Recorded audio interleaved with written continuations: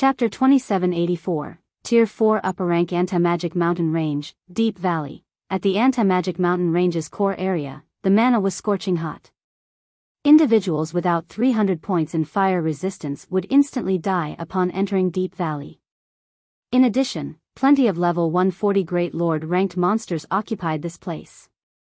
Due to the environment, native Lord ranked monsters could exert power on the level of Great Lords, while Great Lord ranked monsters could exhibit combat power at the standard of Grand Lords. Let alone players, even Tier 4 NPCs of the same level wouldn't dare come here. However, a black shadow was currently flying through the flame-filled magma valley with over 100 Great Lord-ranked magma colossi on its tail. All of these magma colossi were over 10 meters tall. When over a century of them ran together, their footsteps shook the valley.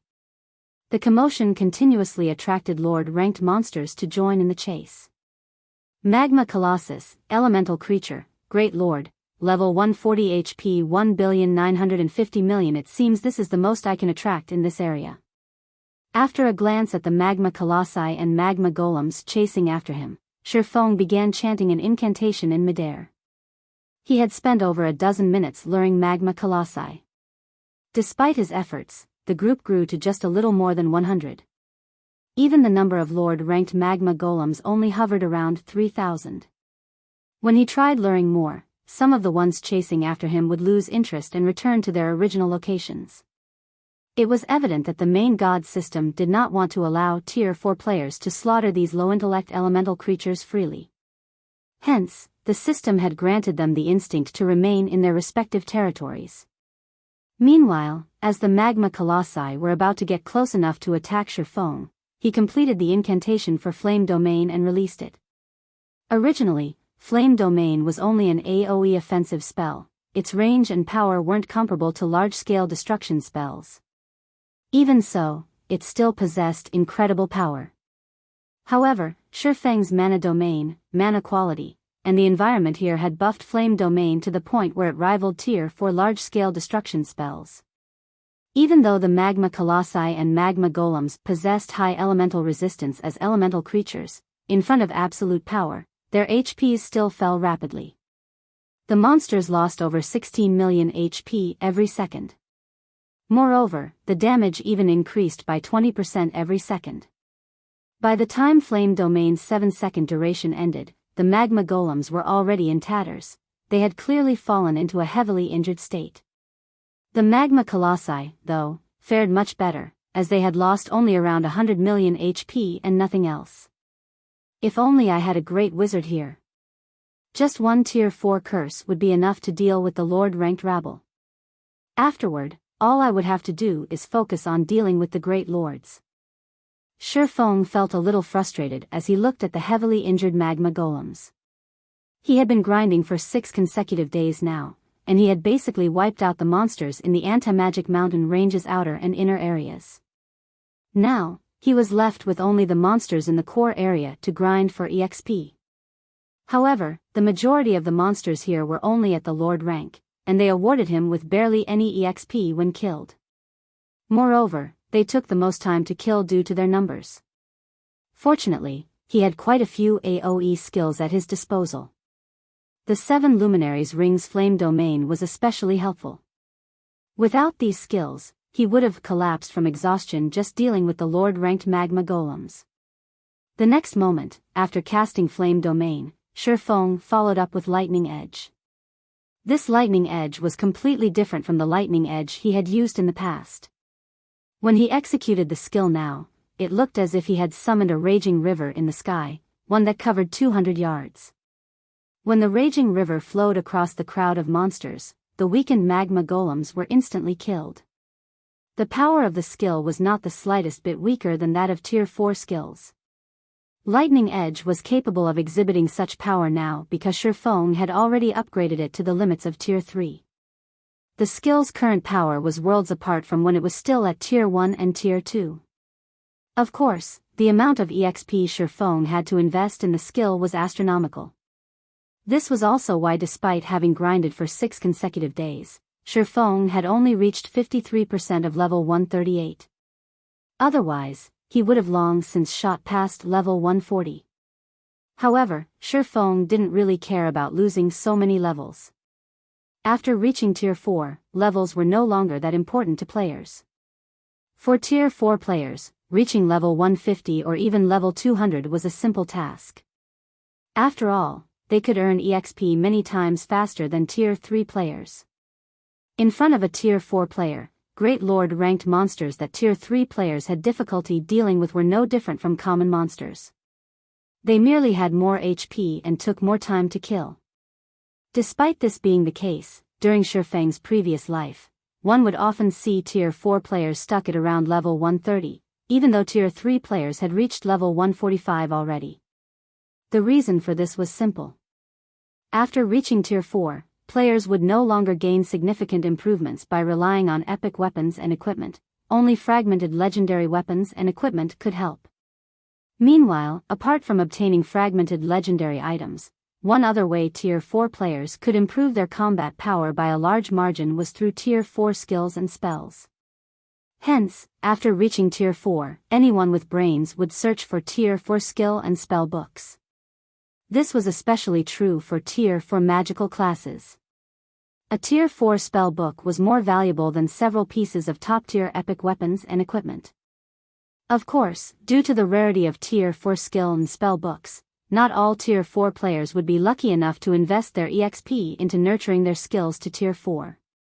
Instead, most Tier 4 players would have to spend legacy skill points to learn Tier 4 legacy skills. Such players would be fortunate to have 3 or 4 Tier 4 skills in their arsenal.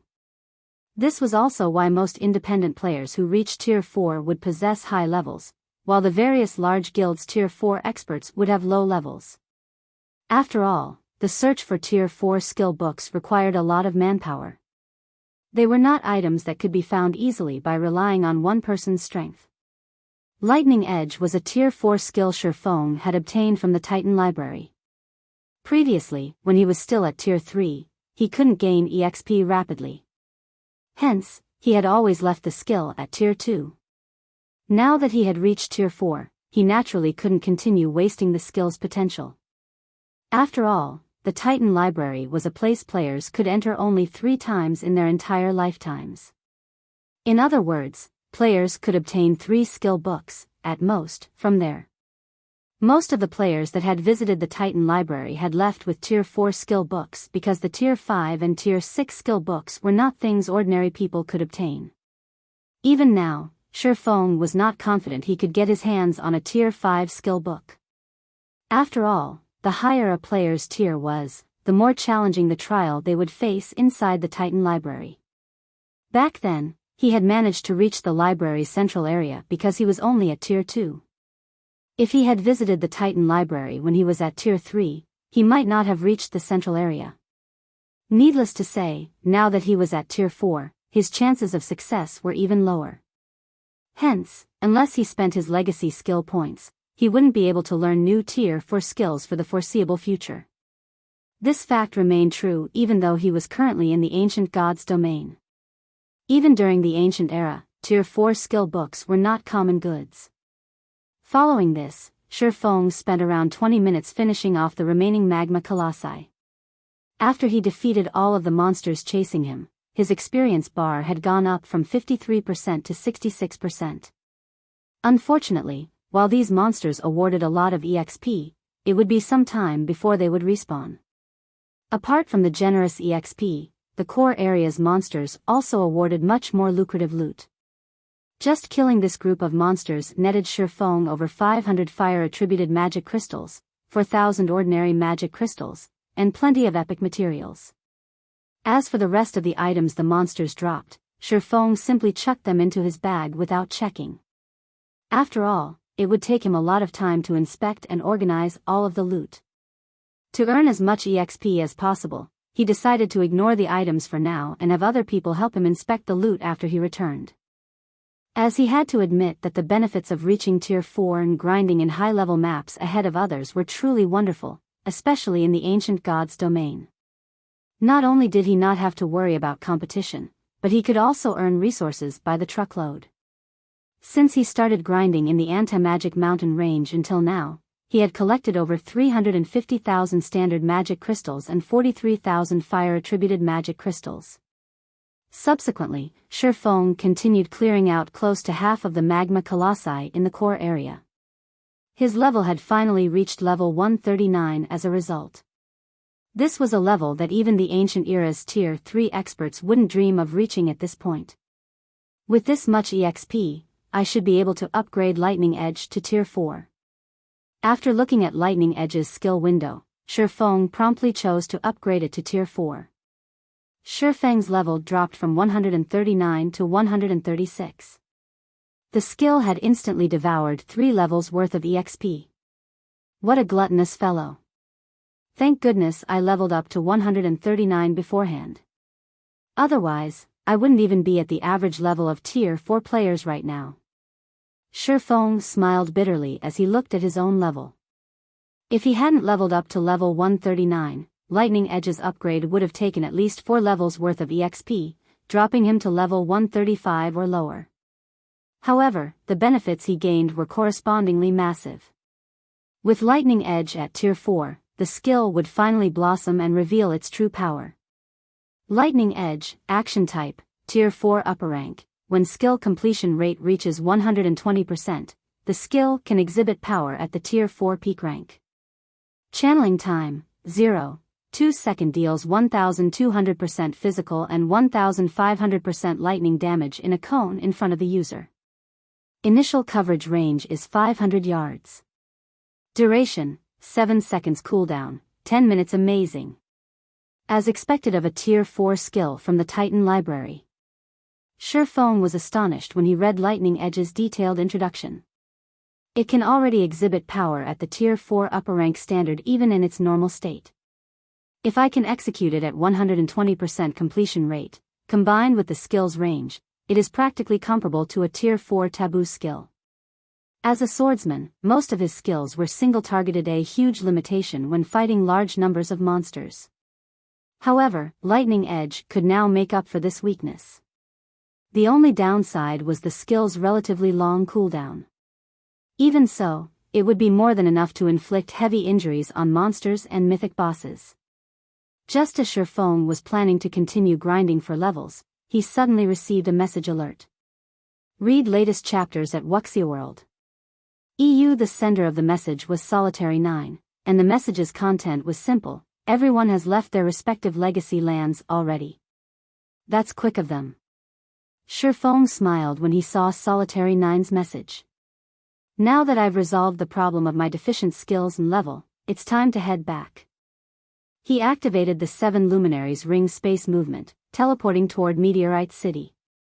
As return scrolls did not exist in the ancient god's domain, players had to rely on their own 2 feet to travel to NPC towns and cities, which was a great inconvenience.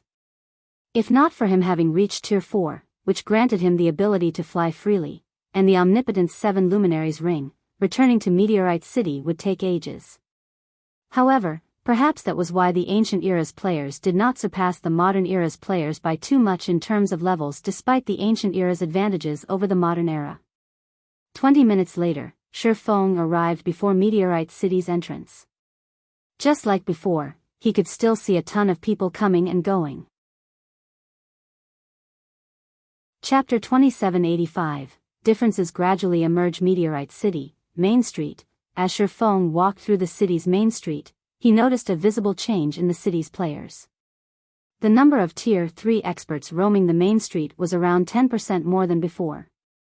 While this increase didn't seem significant, if one street saw a 10% increase to its Tier 3 traffic, then the other streets should have experienced a similar increase as well. In other words, Meteorite City as a whole had gained a 10% increase to its Tier 3 player population. In the case of Meteorite City, such an increase meant that the city had gained over 100,000 more Tier 3 experts, a number that probably exceeded even the total of the 5 great super guilds' Tier 3 experts.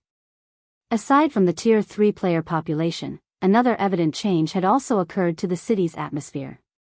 To be precise, an atmosphere of tension and excitement now enveloped the city. Before Shifeng could start looking into the city's situation, though, he overheard a conversation between several Tier 3 experts in a nearby open-air bar. Crap. My application actually got rejected.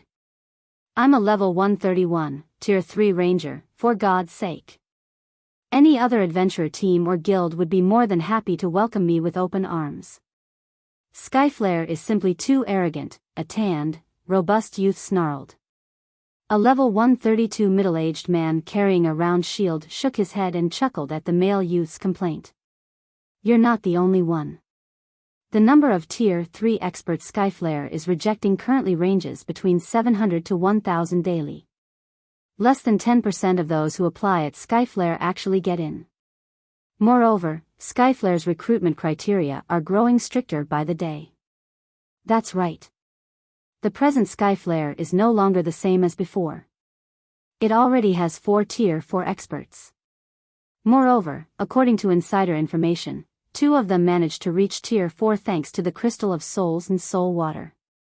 From what I heard, Skyflare still has plenty of crystals of souls and soul water, a level 131, tier 3 assassin youth said, agreeing with the middle-aged man's words. I heard that one of those 2 newly promoted tier 4 experts relied on only the soul water to get promoted, the middle-aged man added. The Crystal of Souls is incomparably rare, but it's a different story for the soul water. Even Skyflare's normal members have a chance to get a drop of soul water. Right now, if you lined up the people trying to join Skyflare, the line would probably extend from one end of the city to the other. I also heard that news of this has reached the neighboring cities' tier 3 experts, and many of them are already making their way to Meteorite City. Once they arrive, the number of Skyflare's applicants will definitely skyrocket. If I'd known something like this would happen, I would have joined Skyflare long ago. Even if I can't get my hands on a Crystal of Souls, would still be able to get a drop of soul water and maybe get promoted to tier 4 and live a good life in the civilian area, the assassin youth sighed. The Skyflare adventurer team had recently raised its recruitment standards. Now, even ordinary tier 3 experts wouldn't be accepted. At the very least, one needed to be at the half-step refinement realm standard or truth realm standard to join. It seems Skyflare has recently developed quite a bit. When Shifeng overheard the tier 3 players' conversation, he didn't feel particularly surprised. After all, the Skyflare adventurer team possessed a bunch of peak experts. In addition, unlike the modern era's experts, the ancient era's experts had long since regarded God's domain as their everything. The combat standards of the players here were far superior to those of the modern era's players. If not for the ancient God's domain lacking means of restoring one's concentration, there would have been many more tier 4 players roaming the world. After all, the ancient era's players had a massive advantage when it came to getting promoted to tier 4. Afterward, Shifeng eavesdropped on a few more conversations about Skyflare's and Meteorite City's current state. From what he heard, he understood that Skyflare was preparing to expand its influence to other NPC main cities, and it was recruiting the necessary manpower to do so. Once it had enough tier 3 experts, it would most likely make a beeline for the neighboring main cities. As for the local player forces of those main cities, they would probably have difficulty stopping Skyflare's encroachment. This was welcome news for Shifeng. After all, the stronger Skyflare became, the easier obtaining all sorts of resources would be.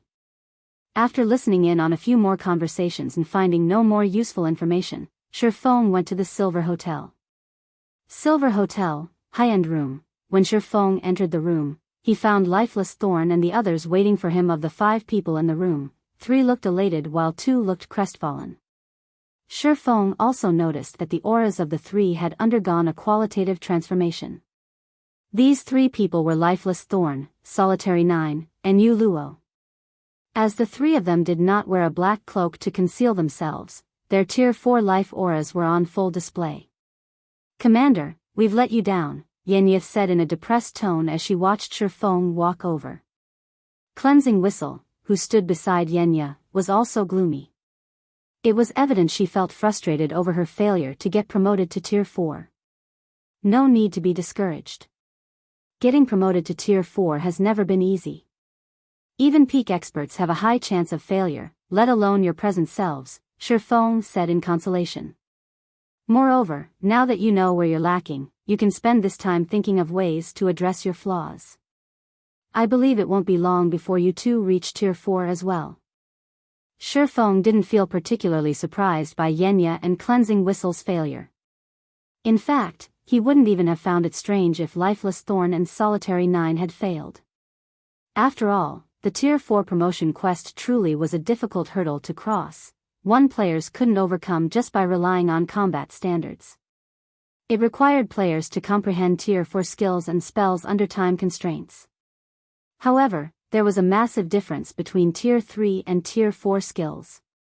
Learning a Tier 4 skill to 80% completion rate within a limited period was an incredibly difficult feat. In fact, a large part of the reason why Shifeng had managed to complete his own promotion quest was his extensive experience, having undergone it several times before. In comparison, Yenya and Cleansing Whistle did not have such experience. Hence, their failure was very normal. According to past statistics, 99% of the various superpowers core members failed their Tier 4 promotion quest when they challenged it for the first time. Most never reached Tier 4. Those capable of reaching Tier 4 had normally experienced 2 or 3 failures before succeeding, with some even having suffered 5 or 6 failures. Hence, Tier 4 could be considered an invisible barrier that thoroughly distinguished players from each other. It was also because of this invisible barrier that an insurmountable gap had formed between the various superpowers and ordinary powers. Upon hearing Shifeng's words, Yu Luo nodded subconsciously in agreement, as she had very nearly failed her promotion quest this time. Were it not for the Soul Water's help, she definitely wouldn't have finished learning her Tier 4 spell within the allotted time. Guild leader, can Whistle and I remain here, then? Yenya asked Shifeng. Unlike the modern God's Domain, players here were not required to search for their legacy land when challenging their Tier 4 promotion quest. They could attempt their promotion so long as they paid the necessary magic crystals. The only problem was that players who failed their promotion quest had to wait 20 natural days before they could challenge it again. This, Shifeng was at a loss as to how to answer Yenya. I can't say for certain. I don't mind letting you challenge your promotion quests again 20 days later. However, I honestly don't know whether you can remain here for such a long period. The old man did not say how long they could stay in the ancient God's domain. They also didn't know what would hasten their departure from the ancient era. Of course, they weren't completely without options for leaving. Previously, the old man had said that if they drew the attention of the world of God's domain, they would be repatriated to the modern era. In other words, so long as they did something to make the world notice them, they would quickly be banished. One possibility Shifeng could think of was raiding the Tier 4 infant dragon themselves, without Angelica Teresa's help. Angelica Teresa was a historical figure in the modern God's domain. If the miracle of her slaying a Tier 4 infant dragon disappeared, the world of God's domain would most likely notice them. If even that didn't work, they could just cause a ruckus in the ancient era, such as killing important NPCs and affecting God's domain's history. The world would definitely notice them then. However, Shifeng didn't know when they could return to the ancient era again in that case. He also didn't know what kind of effects their actions would have on the world. Is that so? Yenya and Cleansing Whistle couldn't help feeling helpless when they heard Shifeng's answer. If they returned to the modern God's domain, reaching Tier 4 would become many times more difficult. After all, the task of searching for their Tier 4 legacy land was incredibly challenging afterward. Lifeless Thorn, Solitary 9, and Yu Luo shared their experiences learning their respective Tier 4 skills and spells with Yenya and Cleansing Whistle. At the same time, the three of them also sought guidance from Shifeng regarding the combat methods of Tier 4 players. They were especially keen to learn how to utilize environmental mana in combat. After reaching Tier 4, they finally understood just how massive the gap between Tier 3 and Tier 4 classes was. Particularly, the way they controlled mana was completely different. As the first among them to reach Tier 4, Shifeng naturally had a better understanding in this regard. After Shifeng taught Lifeless Thorn's group for half an hour, Skyflare's commander, Lionheart, suddenly contacted him. In the ancient God's domain, if two players were too far away from each other, video calls between them would be impossible. At most, they could only exchange messages. The transmission of messages wasn't instantaneous, either. Depending on the distance, the transmission times would also vary. In the aspect of communication, the ancient god's domain was far inferior to the modern god's domain. However, it was this inferiority that made the ancient era feel more like a real world. "Brother Black Flame, you're finally back," Lionheart said, a hearty look appearing on his face when he saw Shifeng. "May I know when we can meet up?" "We can meet up now. I've already dealt with the matters on my side," Shifeng replied, smiling. "It just so happens that I need to discuss the previous matter with you." From Lionheart's expression, Shifeng could tell that the crystals of souls and soul water were of significant help to the Skyflare adventurer team.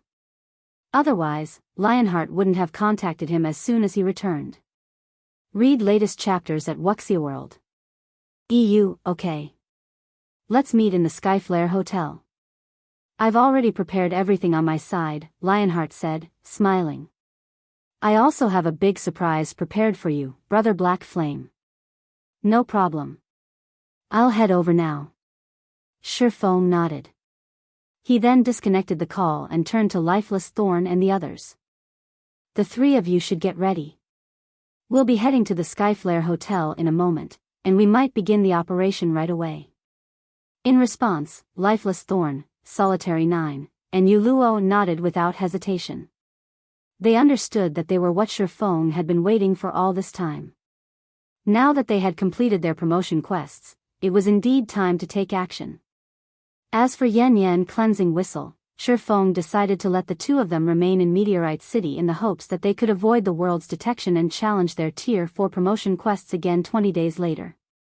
Shortly afterward, Shifeng's four left the Silver Hotel and made their way to the Skyflare Hotel.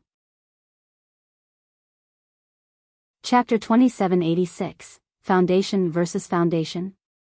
Meteorite City, Skyflare Hotel. Due to the arrival of Shifeng's group of four, Skyflare's executives had decided to assemble in full. As a result, the conference room serving as the meeting venue seemed a bit crowded despite being the size of a basketball court. Over 100 Skyflare executives filled the conference room, every one of them at level 133 or above.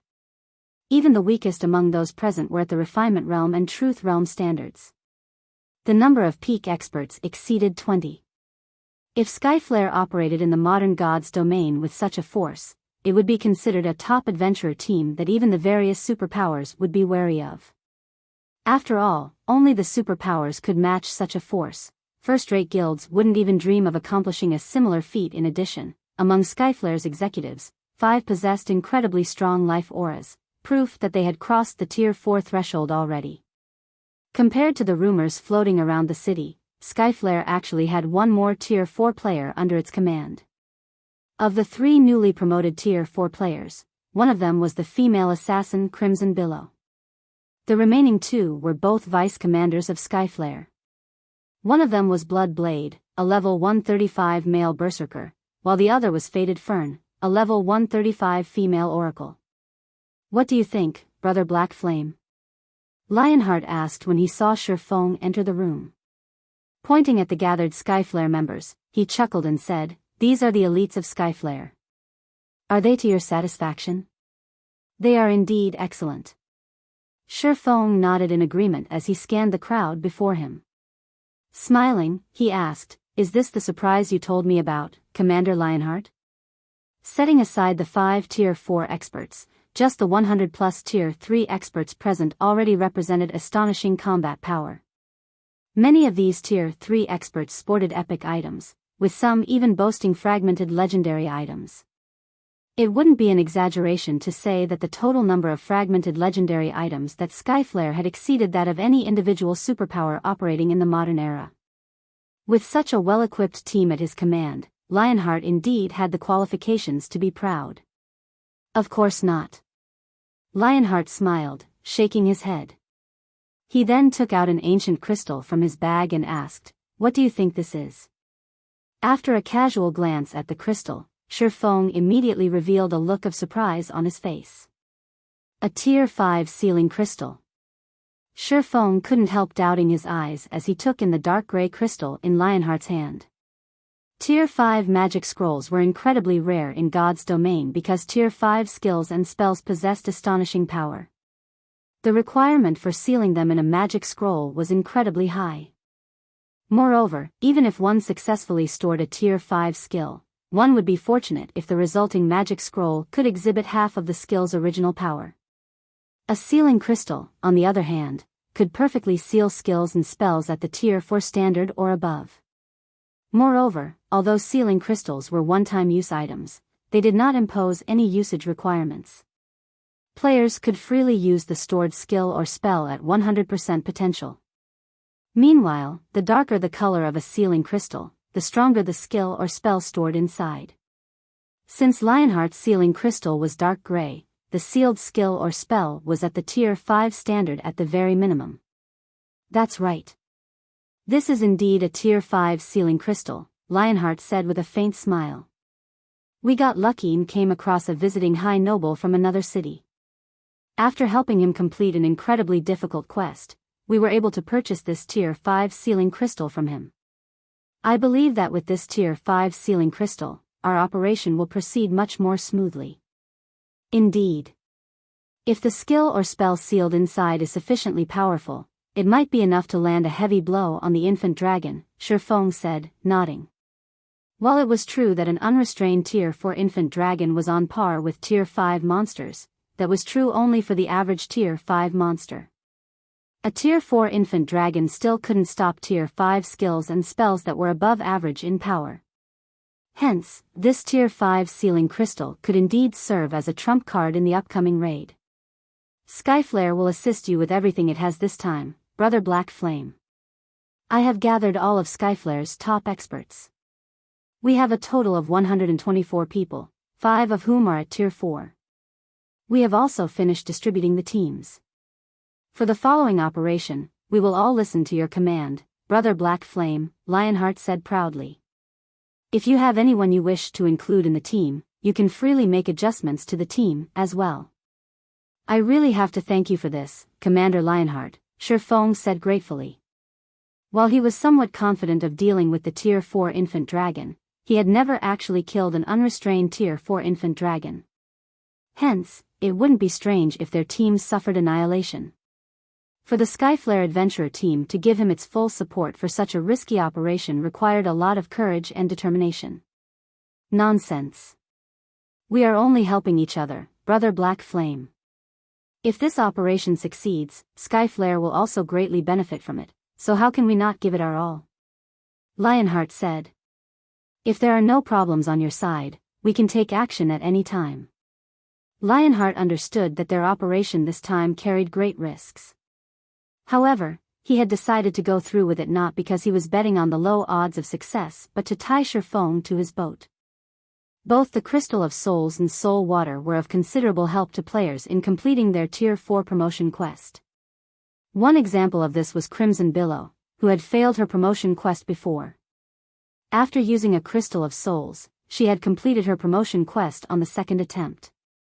In fact, even Bloodblade and Faded Fern had mentioned that without the help of the Crystal of Souls and Soul Water, they would have most likely failed their promotions. Hence, Lionheart began placing even greater importance on the Crystal of Souls and Soul Water. Meanwhile, if he wished to secure a stable supply of these two items, he had to befriend Shifeng. As for the infant dragon raid itself, Lionheart didn't really care whether it succeeded or failed. So long as he could tie Shifeng to his side, he would make a profit. There's no problem on my side. However, we'll need to reorganize the composition of your team, as I am going to add 3 people, Shifeng said. 3 people? Lionheart looked reflexively at the 3 people standing behind Shifeng.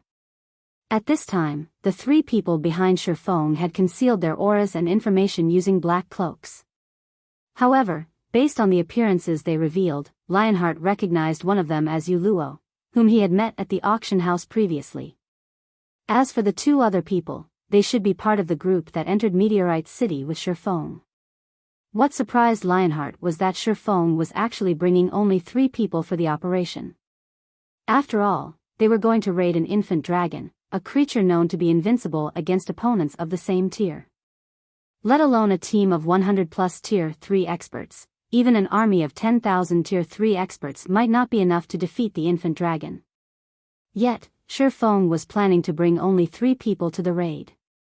Emichim. This is my first time visiting Meteorite City, Shi Feng said, nodding. Sorry for the poor display, Commander Lionheart. Nonsense.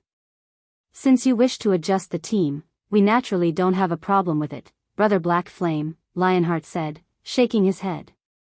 He then invited Shi Feng to the team and passed the team leader's authority to Shi Feng. Afterward, Shi Feng inspected the team's statistics and assigned Skyflare's 5 Tier 5 players to 1 squadron. As for the Tier 3 players, he divided them across 6 squadrons, with 1 squadron having 12 healers and the other 5 having none. Upon seeing Shi Feng's team distribution, Skyflare's members were inevitably confused. If their squadrons did not possess a single healer, what would they do when they got damaged? While healers could heal players belonging to different squadrons, placing all of the team's healers in a separate squadron would definitely lower their healing efficiency. Due to positioning issues, the healers wouldn't be able to react immediately if players from other squadrons received damage. However, what Skyflare's members didn't know was that Shi Feng had never thought about the team's Tier 3 players taking damage and losing HP. After all, if a Tier 3 player got hit by a Tier 4 infant dragon, even if it were just a scratch, the player would die without question. There was no need for a healer at all. Everyone in the healer squadron must prepare at least 20 Master Mana Recovery Potions and 20 Master Steel Potions. If you don't have enough, you can go buy them now. I'll pay for them, Shi Feng said as he looked at the 12 Tier 3 healers. At Shi Feng's words, everyone present gasped. A Master Mana Recovery Potion could not only instantly restore a player's mana to full but also increase a player's mana recovery speed by 150% for 3 minutes. With 20 Master Mana Recovery Potions, a healer could last through a battle involving hundreds of thousands of players. A Master Steel Potion was even more extraordinary. At this stage of the game, it was considered a divine life-saving potion. When players consumed the potion, not only would their defense increase by 300%, but their maximum HP would also increase by 1000%. Although the potion only had a 15-second duration, its cooldown was only 60 seconds. If every healer carried 20 Master Steel Potions with them, they would practically be immortal healers, so long as their potion stock lasted. Oh, I almost forgot. Every healer must also carry at least 5 magic scrolls holding Tier 3 defensive curses. It would be even better if you have a Tier 4 defensive magic scroll, Shi Feng added. Lionheart felt a little awkward when he heard Shi Feng's words. Brother Black Flame, I don't think there are even 20 or 30 magic scrolls holding Tier 3 defensive curses. I'm afraid it'll be impossible to supply every healer with 5. Is that so? After giving the matter some thought, Shi Feng said, if that's the case, have everyone bring at least 1. Afterward, Shi Feng spent the next half an hour reorganizing and re-outfitting the team until he was satisfied. This should be enough. Looking at the items the team members carried, Shi Feng nodded and said, next, we can start making our way over to the dragon. Okay. Lionheart revealed a bright smile when he heard Shi Feng's words. He then turned to Wind Chaser and said, Chaser, go make the necessary preparations quickly. Understood. Wind Chaser nodded, aware of Lionheart's intentions. Their purpose in assisting Shi Feng this time wasn't to raid the Tier 4 infant dragon but to rope him to their side, as well as show him the power of the Skyflare adventure team. Preparations? Aren't we setting off right away? Shi Feng asked strangely. Brother Black Flame, you might not be aware of this, but that infant dragon's location is far from Meteorite City. Even if we travel on mounts, it'll take us around 3 days to arrive, Lionheart said. Hence, for the sake of this operation, I contacted the city's high nobles a few days ago to borrow some flying mounts from them. You'll rent flying mounts? Shi Feng was a little surprised. He never thought that Lionheart would help him to such an extent. B/B/B the Ghostfire Hills where the infant dragon had its lair was indeed distant. Even the shortest route there would require them to cross nearly 30 leveling maps, including some level 140 to level 150 maps along the way. Hence, reaching the infant dragon wouldn't be an easy task. In addition, flying mounts were exceedingly rare in the ancient god's domain, for some reason. They were so rare that no player in Meteorite City had gotten their hands on a flying mount even now. Hence, players who wished to travel across long distances quickly would have to rent flying mounts from the city's high nobles. However, to do so, one would first have to raise their favorability with a high noble to the level of respect. Meanwhile, in Meteorite City, the players eligible to rent a flying mount numbered no more than 10. Moreover, the rental cost was a whopping 5,000 magic crystals per day. Most importantly, players could rent flying mounts only 10 times per month at most. Hence, the city's player forces would normally choose to rent flying mounts only for urgent matters. With so many people participating in the operation this time, Skyflare would have to rent at least 7 flying mounts. In other words, Skyflare would use up 7 of its monthly rental opportunities. That's right. With the flying mounts, we'll need only half a day to reach the Ghostfire Hills, Lionheart said delightedly. Read latest chapters at Wuxia World. EU. In the entire Meteorite City, he was most likely the only person who would dare make such a generous move. However, Shifeng shook his head in response and said calmly, "There's no need to rent flying mounts from those high nobles. You'll be wasting your rental opportunities. We can just fly there right away." Fly there right away? Lionheart parroted Shifeng's words in confusion. Emichim. Shifeng nodded.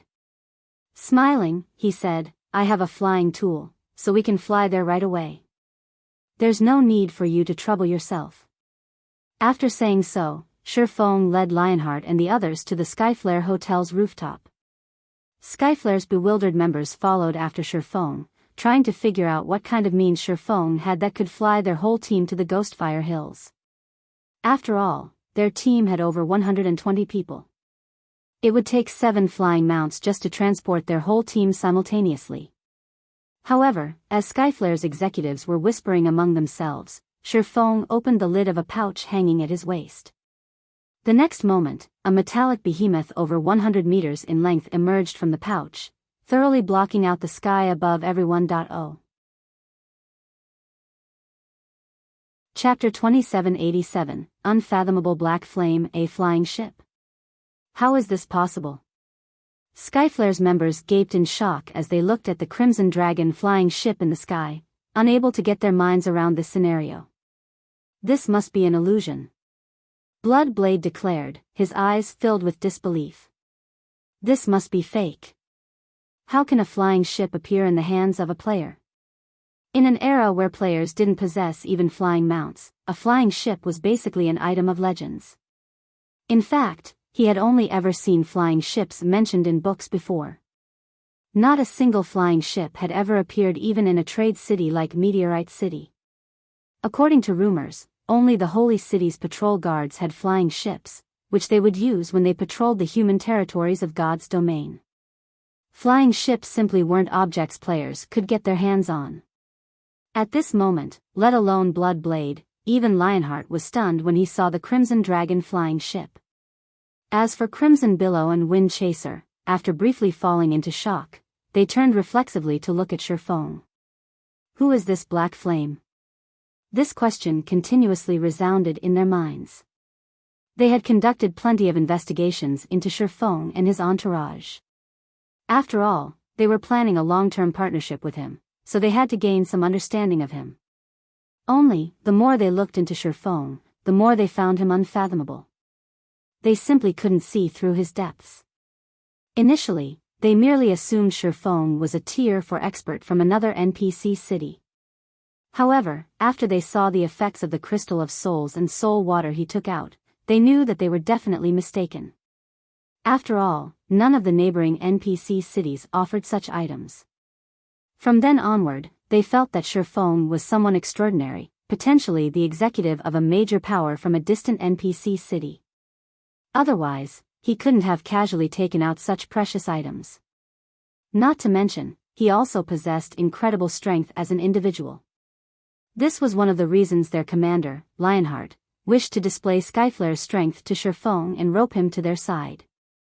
After all, partnering with a major power of such caliber would be of great benefit to the Skyflare adventurer team. Now, Shifeng even brought out a legendary item like the flying ship. They simply couldn't figure out his identity. At this point, the Skyflare adventurer team practically had exclusive ownership of Meteorite City already. Although Skyflare still wasn't comparable to large guilds that occupied several cities, it could already be considered an overlord in God's domain. Even if Skyflare was still inferior to the various top guilds, the distance between them definitely wasn't that massive. When Yu Luo saw the reactions of Skyflare's members, she wasn't particularly surprised. After all, back when Shifeng first revealed the Crimson Dragon flying ship in the modern God's domain, he had similarly shocked the entire world. "Alright, let's head up," Shifeng said before nonchalantly jumping onto the flying ship. The Crimson Dragon flying ship was an advanced flying ship capable of carrying up to 130 people, just enough to accommodate everyone present. At Shifeng's words, Skyflare's members promptly snapped out of their daze. They then silently boarded the Crimson Dragon flying ship while doing their best to suppress the excitement and shock in their hearts, afraid of appearing like provincials to Shifeng's group. Despite their best efforts, their suppressed emotions instantly exploded as soon as they arrived on the flying ship's deck. After all, the feeling of overlooking Meteorite City while standing aboard the Crimson Dragon flying ship was simply wonderful. Just the fact that the Crimson Dragon flying ship was parked in the air above Meteorite City instantly made it the most eye-catching existence in the city. At this time, players and NPCs on the streets were gazing at the flying ship, their eyes wide with shock and envy. They also held heated discussions, curious about why a flying ship would appear above the Skyflare Hotel all of a sudden. The players, in particular, went into an uproar when they saw Skyflare's members aboard the flying ship. However, before Meteorite City's players could come to any conclusions, the Crimson Dragon flying ship began gradually ascending into the sky. Afterward, it transformed into a streak of light and vanished from Meteorite City, even faster than the flying mounts available for rent. How fast? At this speed, we can probably reach the Ghostfire Hills in around a dozen hours, Lionheart exclaimed. He was astonished to see Meteorite City rapidly shrinking behind him. He had ridden flying mounts before. However, compared to the Crimson Dragon flying ship, those flying mounts were significantly slower. The Crimson Dragon flying ship is still alright in terms of speed, Shifeng said calmly. However, while it is indeed slightly faster than common flying mounts, it is still much slower than Tier 3 advanced extraordinary flying mounts. In terms of destructive power, though, it is comparable to Tier 4 advanced extraordinary flying mounts. Although Shifeng had spoken very calmly, Lionheart and the others paid close attention to his every word, afraid that they would miss out on even the tiniest bit of information.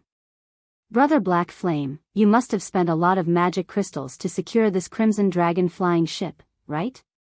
Lionheart asked after giving the matter some thought. The flying ship he was standing on was simply too cool.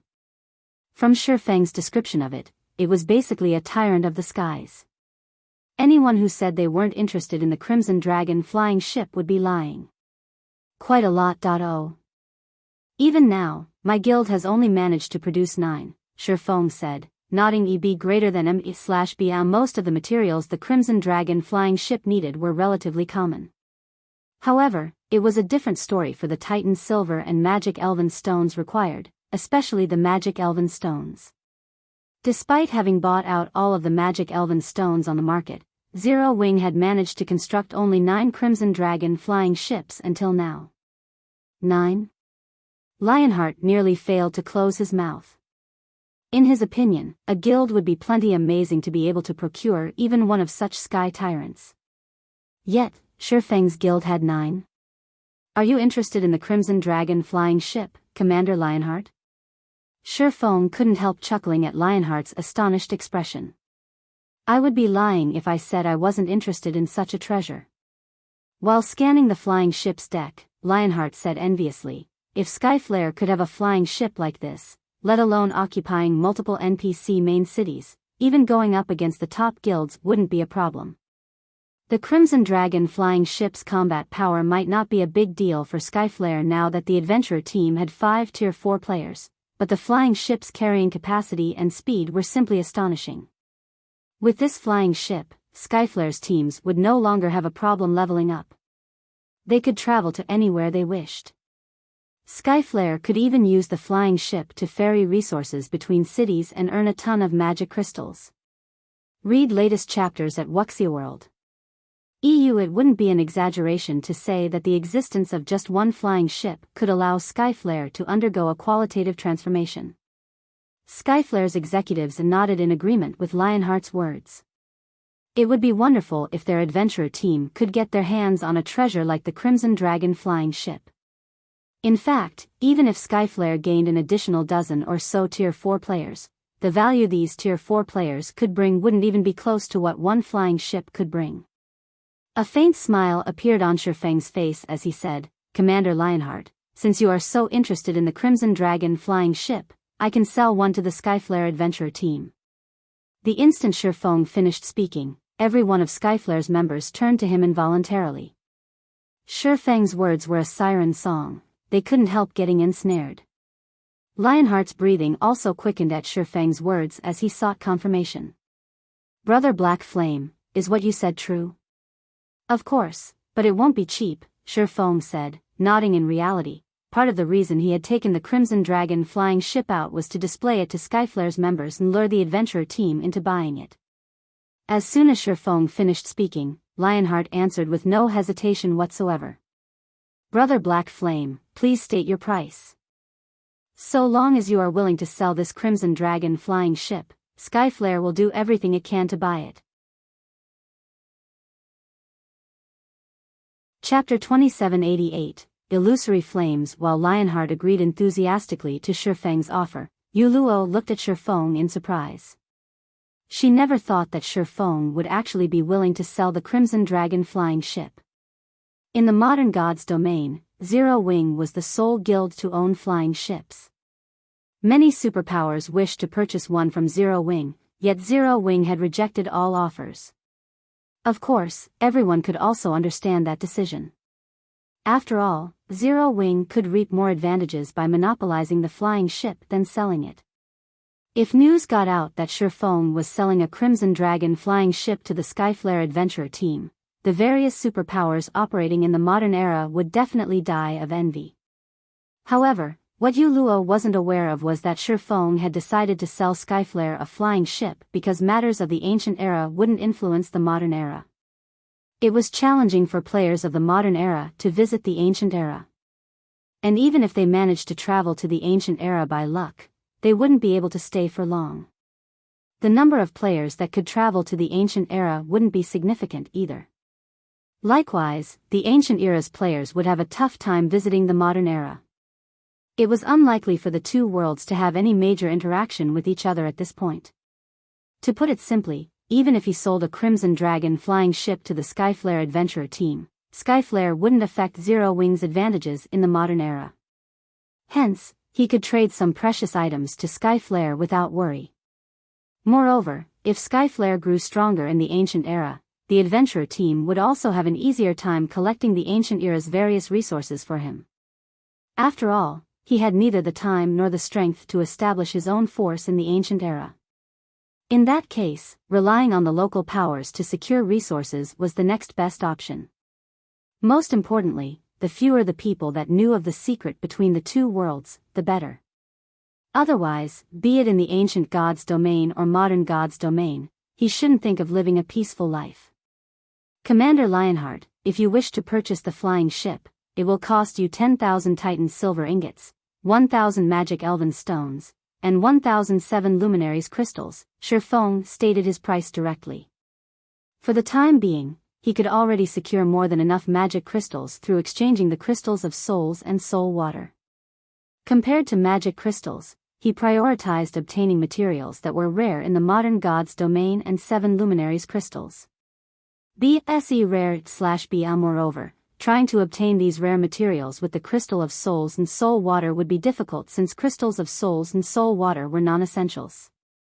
After all, they merely increased players' chances of completing their Tier 4 promotion quest by a little.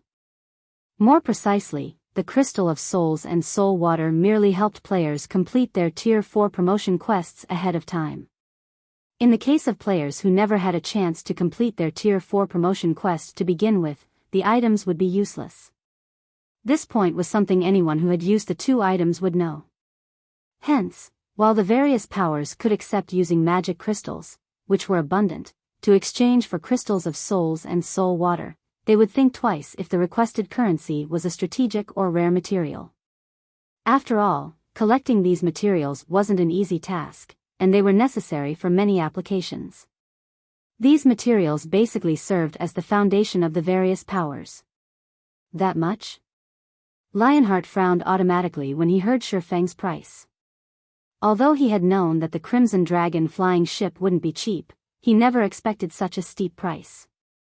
Titan silver and magic elven stone were precious resources essential to the construction of many buildings and the production of important items. As for the 7 luminaries crystal, it was something all players and powers coveted. The Skyflare adventurer team had gone to great lengths and sacrificed many experts to occupy a small area that generated 7 luminaries crystals. Moreover, Skyflare still had to station over 1,000 Tier 3 experts there to guard the area at all times. Meanwhile, the price of 1,007 luminaries crystals would basically zero out Skyflare's stockpile. Upon seeing Lionheart's reaction, Shifeng said unhurriedly, "Of course, this is only the first option, Commander Lionheart. You can also consider going with the second option, which is to let me invest in Skyflare and give me 5% of Skyflare's income in the future." 5%? Lionheart pondered Shifeng's offer carefully. Honestly speaking, 5% of the current Skyflare adventurer team's income wasn't a significant amount. However, the story would change when Skyflare grew stronger. In the long run, the income Skyflare lost would definitely far exceed the price of Shifeng's first offer. "Commander, my suggestion is to go with the first option," Wind Chaser whispered as he looked at Lionheart agonizing over Shifeng's offer. "Although we'll be broke for some time after buying the flying ship, Skyflare's value will far exceed those resources in the future." Now that Skyflare already had 5 Tier 4 players, its future was promising. Giving away part of its income for just one flying ship was unnecessary. The other Skyflare executives also looked toward Lionheart, their eyes clearly conveying agreement with Wind Chaser. Taking a deep breath, Lionheart looked at Shifeng and said, "Brother Black Flame, I chose the first trading option. Once this operation is over, we can conduct the transaction in Meteorite City. However, the amount of materials you need is too significant. While we have enough 7 luminaries crystals, I can't say the same for the Titan silver and magic elven stones. I don't think we can meet your demands even if we take out Meteorite City's stockpile. We can, at most, fulfill 50% of your required amount. May I know if we can make up for the remaining amount using 100 top-tier epic weapons and equipment?"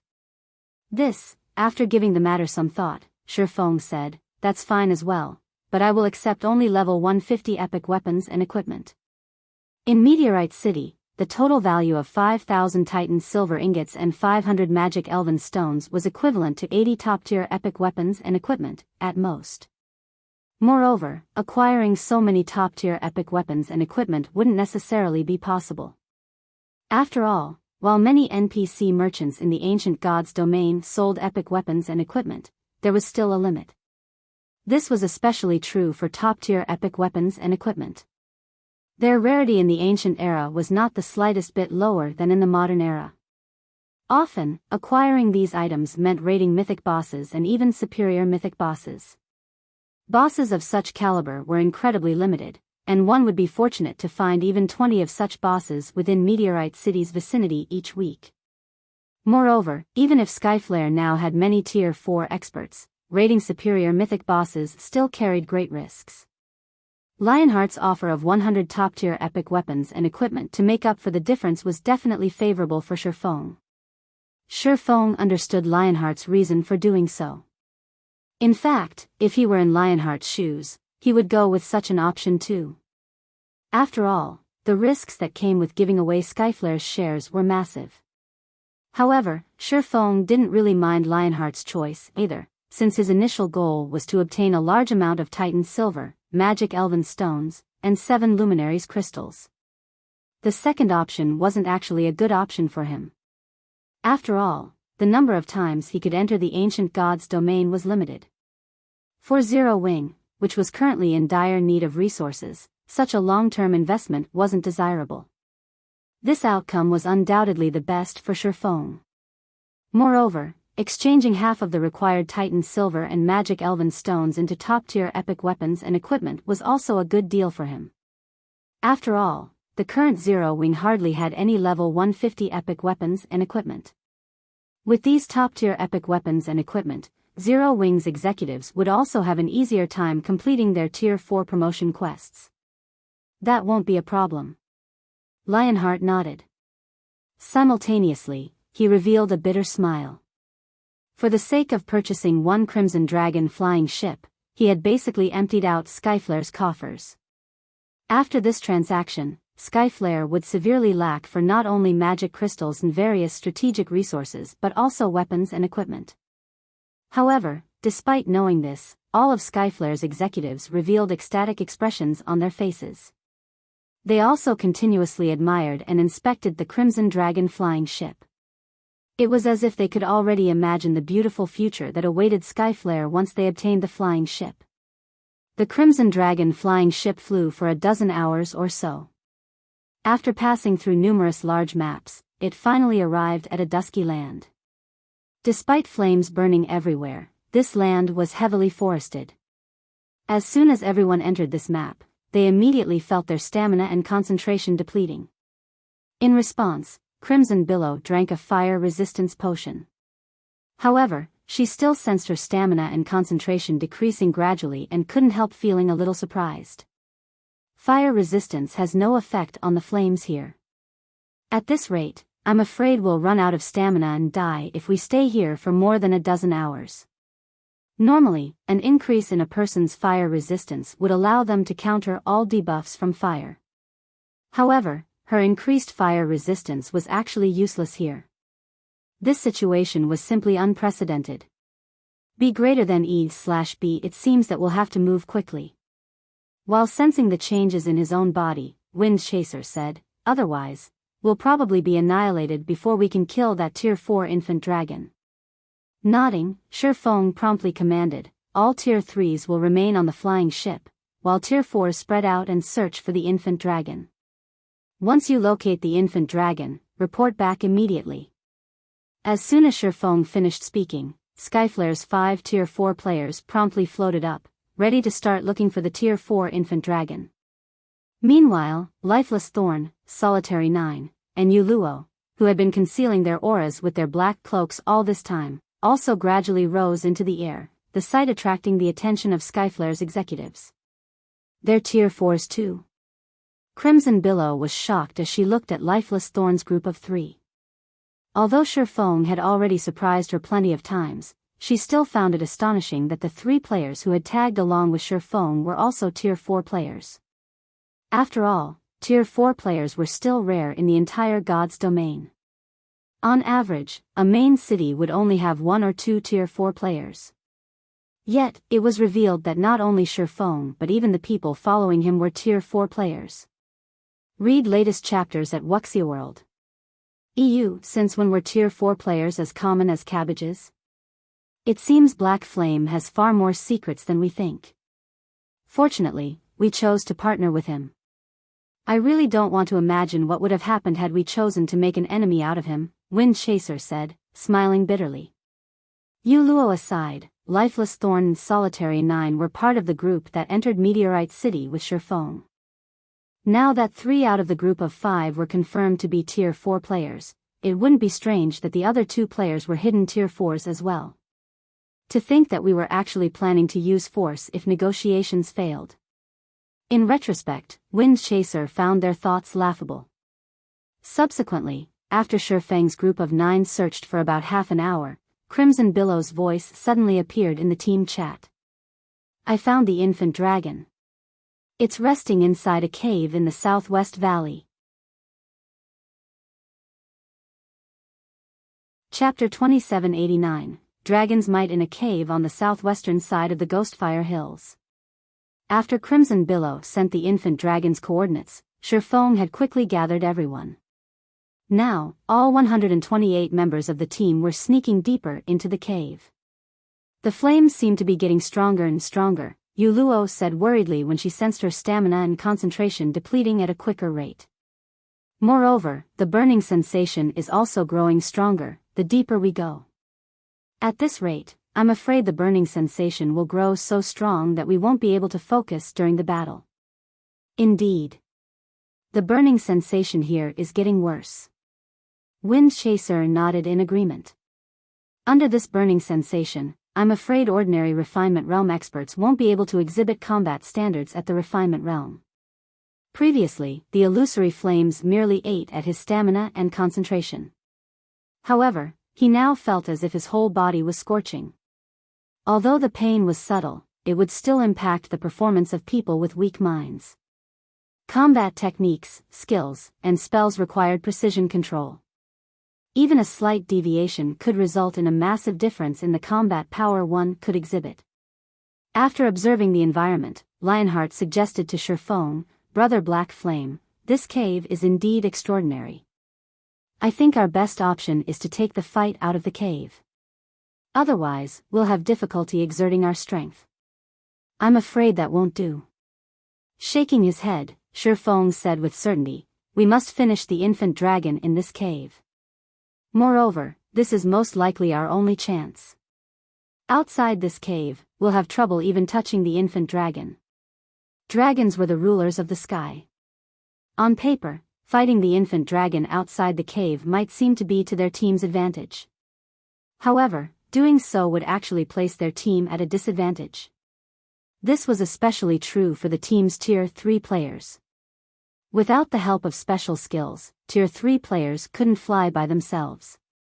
Hence, if they fought the infant dragon outside, the team's Tier 3 members would get sidelined. As for utilizing the Crimson Dragon flying ship to fight the infant dragon, that was simply a joke. Against a Tier 4 infant dragon, even an advanced flying ship wouldn't last more than 3 or 4 hits. In fact, it wouldn't be strange if the Crimson Dragon flying ship fell after just one attack. After all, the flying ship was merely capable of withstanding the attacks of ordinary Tier 4 mythic monsters. Its defenses would crumble instantly before a Tier 5 attack. Shortly afterward, Shifeng and the others came across Crimson Billow, hiding underneath a rock. At present, though, Crimson Billow had a wilted expression on her face. "What happened?" Lionheart asked strangely when he saw Crimson Billow's condition. "It's nothing." Shaking her head, Crimson Billow smiled bitterly and said, "I'm just wondering whether we can really win against that infant dragon. Although it is an infant dragon, our team isn't a pushover either. How would we know we can't win if we don't give it a try?"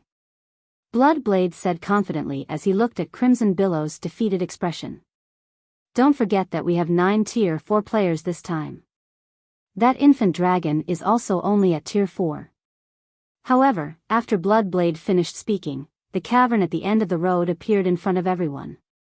And a creature with a pale golden body over 100 meters long entered their sight. Infant Golden Dragon, Dragon, Mythic, Level 140 HP 112 billion, how is this possible? Everyone gasped involuntarily when they saw the infant dragon statistics.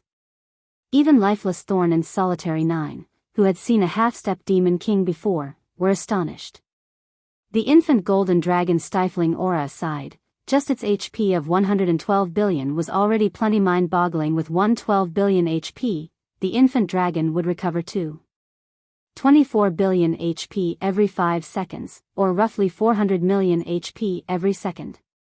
Even assuming each of their Tier 4 players could cause 50 million damage per second, after excluding the 2 Tier 4 healers, they could deal only around 350 million damage per second with the remaining 7 Tier 4 players. Moreover, this was all under the premise that the infant dragon didn't possess a powerful defense and wouldn't put up any resistance. Not to mention, the infant dragon before them was part of the Golden Dragon tribe. Its bloodline was of a much higher purity than ordinary dragons. Among the dragon race, the Golden Dragon's bloodline was second only to divine dragons. It's no wonder they say dragons are invincible among existences of the same tier. With such HP, even if we can survive this infant dragon's attacks, I doubt we can actually kill it. Wind Chaser couldn't help feeling shaken. Although HP wasn't everything, it could still provide an intuitive gauge of an existence's general strength. With how much HP the infant dragon possessed, it was easy to imagine how terrifying its basic attributes were. They were definitely at least 2 or 3 times higher than those of the average superior mythic monster of the same level. What did that mean? With an attack from a superior mythic monster of the same level, a Tier 4 player would still receive significant damage even if they merely defended themselves. However, if a Tier 4 player tried defending against one of the infant golden dragon's attacks, they would be fortunate to retain a scrap of HP to keep themselves alive. If they were unlucky, they would be one-shot. In other words, if their team wished to fight the infant golden dragon, they couldn't allow even a graze from it. Otherwise, lives would be lost. At this moment, Lionheart and the other Skyflare executives finally understood why Shifeng didn't assign healers to any of the Tier 3 combat squadrons.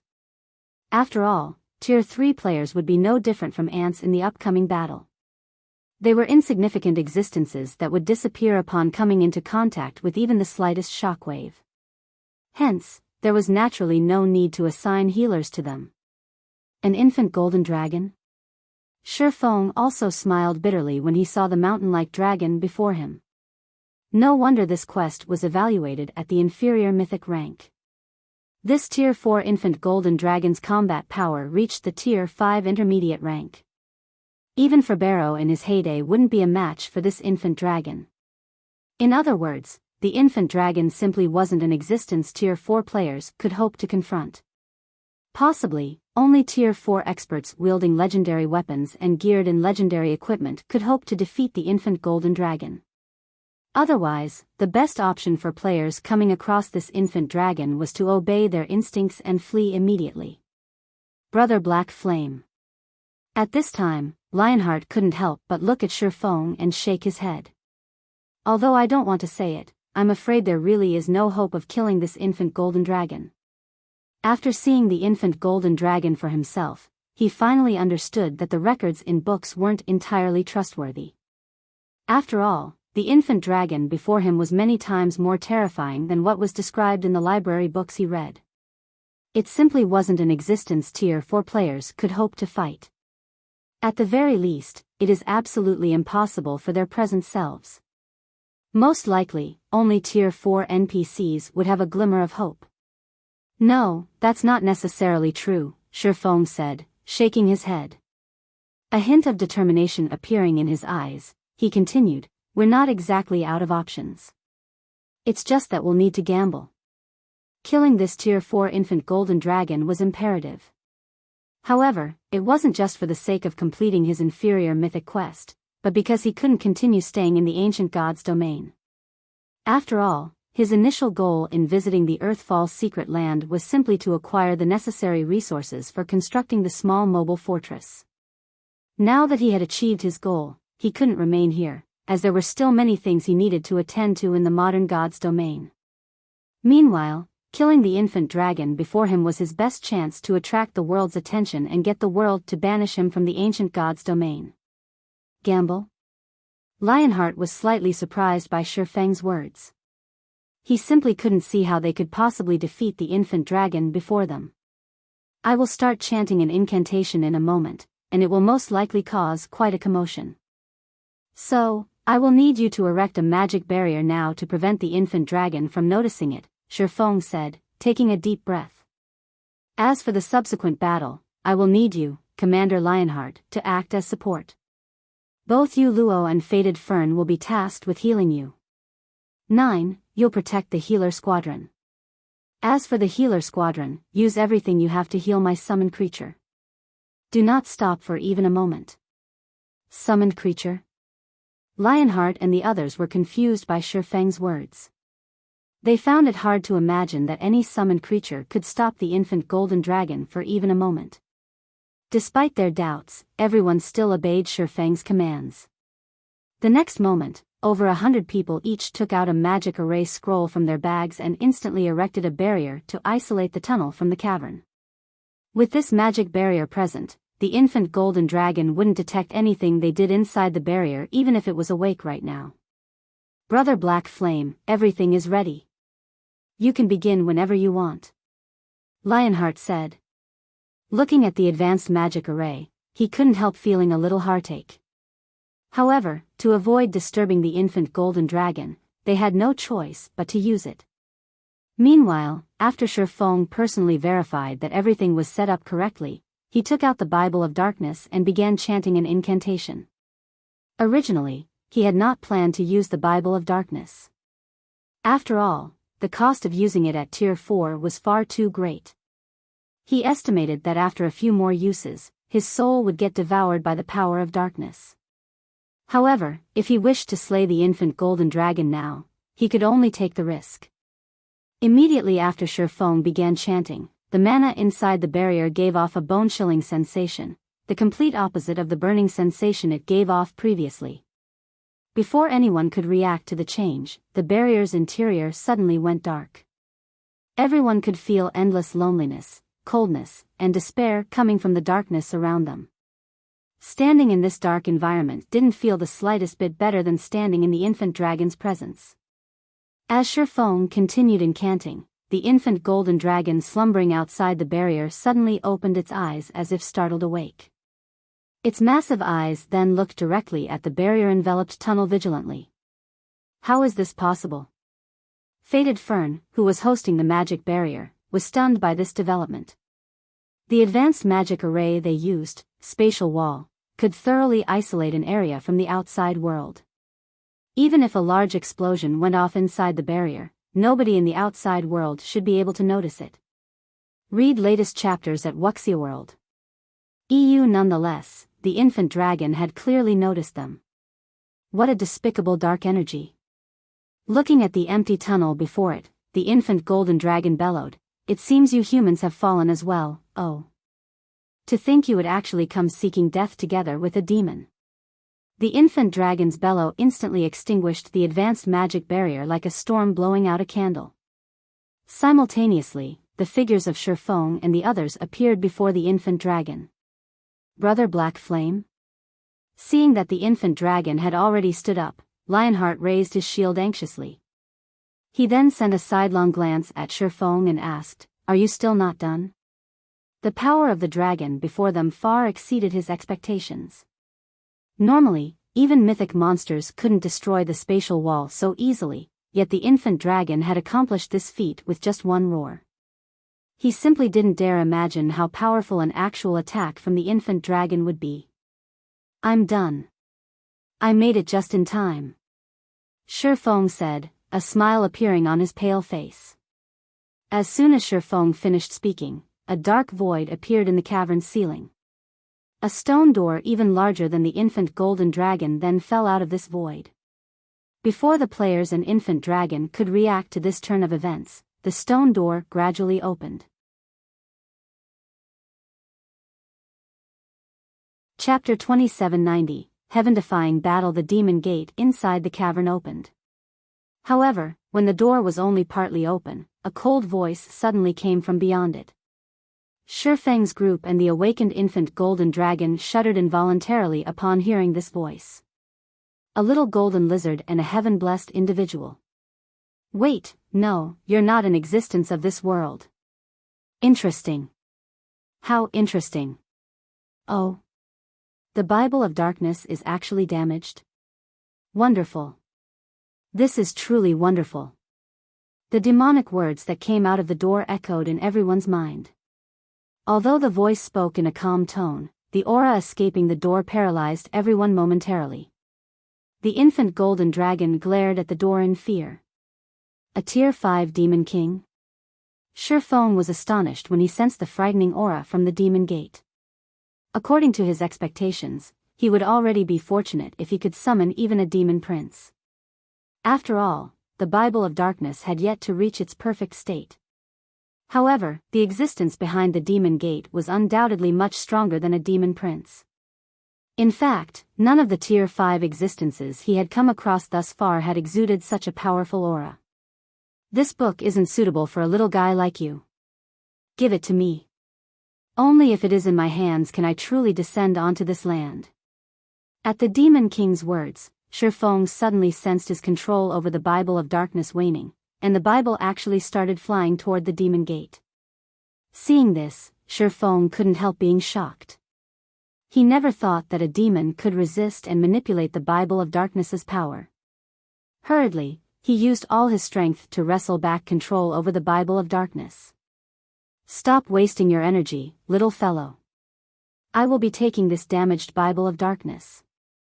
However, you can also rest assured. Once my clan and I thoroughly descend upon this world, I will make sure to spare you. At these words, the Bible of Darkness struggled even harder to break free from Shifeng's grasp. In fact, his connection with the Bible of Darkness was even severed completely, and the only thing he could do now was hold on to the book with brute force. Despicable human, you actually dared summon that thing here, the infant golden dragon bellowed. Evidently, it had figured out the identity of the existence beyond the demon gate. I will not let you succeed. Die. After letting out a roar, the infant dragon suddenly widened its mouth. Immediately afterward, a threefold magic array took shape before it. Not good. It's using dragon breath. Everyone, dodge quickly.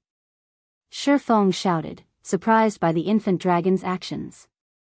A Tier 4 dragon breath would undoubtedly carry power at the Tier 5 intermediate rank standard.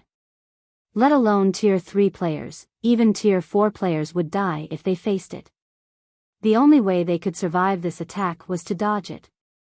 However, the infant golden dragon was simply too fast. Before anyone could react, the threefold magic array had already taken shape. The next moment, a destructive energy ball shot out of the infant dragon's mouth, the energy ball's speed and size making it impossible for anyone to avoid in time. Everyone could only watch as the dragon breath approached them. It's over. Lionheart reflexively closed his eyes when he saw the approaching dragon breath that destroyed everything in its path. As for everyone else, they also revealed looks of despair and bitter smiles. Previously, they thought that they still stood a chance against the infant golden dragon, albeit a small chance. However, after seeing the destructive power the dragon breath carried, they realized that any form of resistance would be meaningless. The only thing they could do was wait for death. However, just when the dragon breath was about to reach Shifeng and the others, that cold voice came from the half-open demon gate again. A little lizard thinks it can stop my descent? An illusory hand suddenly appeared out of thin air before Shifeng's team and caught the approaching energy ball. The giant hand then squeezed the energy ball, shattering it into countless dispersing particles of light. How is this possible? Everyone was thunderstruck by this scene. The dragon breath that carried such devastating power had actually been stopped so easily. They couldn't even begin to imagine how powerful the demon behind the demon gate was. However, despite this sudden turn of events, Shifeng's complexion did not improve. On the contrary, it even turned gloomier instead. Despite being only halfway summoned, the summoned Demon King could already exert enough strength to block a Tier 4 dragon breath casually. The Demon King's strength was definitely at the Tier 5 peak rank. This meant that the existence beyond the Demon Gate wasn't just an ordinary Tier 5 Demon King. It was a Tier 5 Great Demon King. If Shifeng allowed a Great Demon King to descend onto God's domain, even if it was the ancient God's domain, it would still spell disaster for the entire continent. Biyao however, before Shifeng and the others could recover from their surprise, the infant golden dragon suddenly appeared above them. At this time, golden runes covered its body, and the aura it exuded was significantly stronger than before. It can still become stronger? When Shifeng looked at the infant golden dragon in the air, he was genuinely shocked for the first time in a long while. After all, the infant golden dragon was much stronger than he expected. Comparable to Tier 5 existences? What a joke. The aura and power the infant golden dragon currently displayed had already more than doubled. It was definitely much stronger than ordinary Tier 5 existences. In fact, he doubted he could survive one attack from it even if he activated his berserk skill.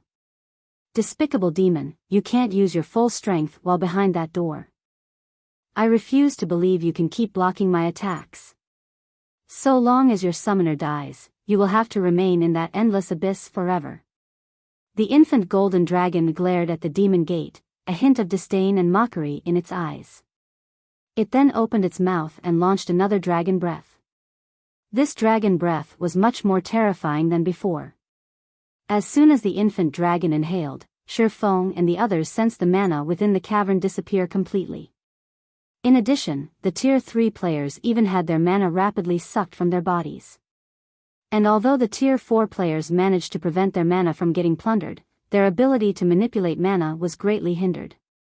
Now, they couldn't even exhibit half of their usual combat power. This is that infant dragon's true strength? Bloodblade fell into despair as he looked at the massive figure in the air. Seeing it now, he couldn't help but find their previous notion of challenging the Tier 4 infant dragon laughable. The infant golden dragon was much stronger than what its HP portrayed. It simply wasn't an existence Tier 4 players could hope to challenge. This moment drove home to Shifeng why the quest he received was of the inferior mythic rank.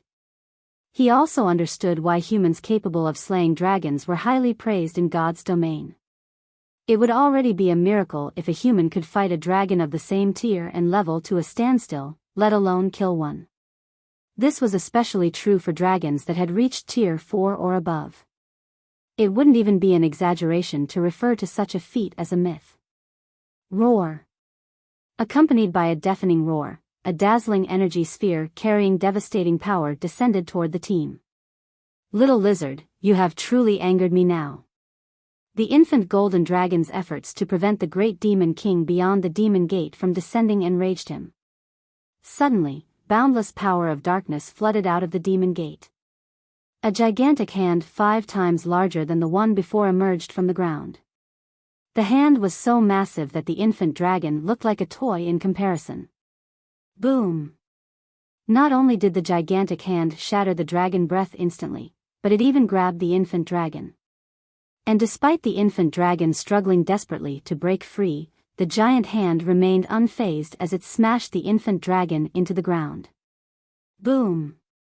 A crater with a radius of 1,000 yards and a depth of 100 meters appeared on the cavern floor. Apart from the Tier 4 players and the Tier 3 healers, who had consumed Master Steel potions, the other players in the cavern were instantly killed by the resulting shockwave. Although Shifeng and the Tier 4 players remained alive, they had lost over 2/3 of their HPs. As for the surviving healers, their HPs had also fallen to a critical level, they had very nearly lost their lives. Meanwhile, after the dust in the vast cavern dissipated, the giant hand was nowhere in sight. The only thing in the crater was the infant golden dragon. Presently, however, the infant dragon had both its wings broken, with blood flowing out from all over its body. Its life aura had also weakened significantly, and its HP had even fallen to just 63%. Given the infant dragon's current state, it was evident that the great demon king's attack had heavily injured it. How strong! So, this is the strength of a Tier 5 great demon king? Shifeng was dumbfounded by this outcome.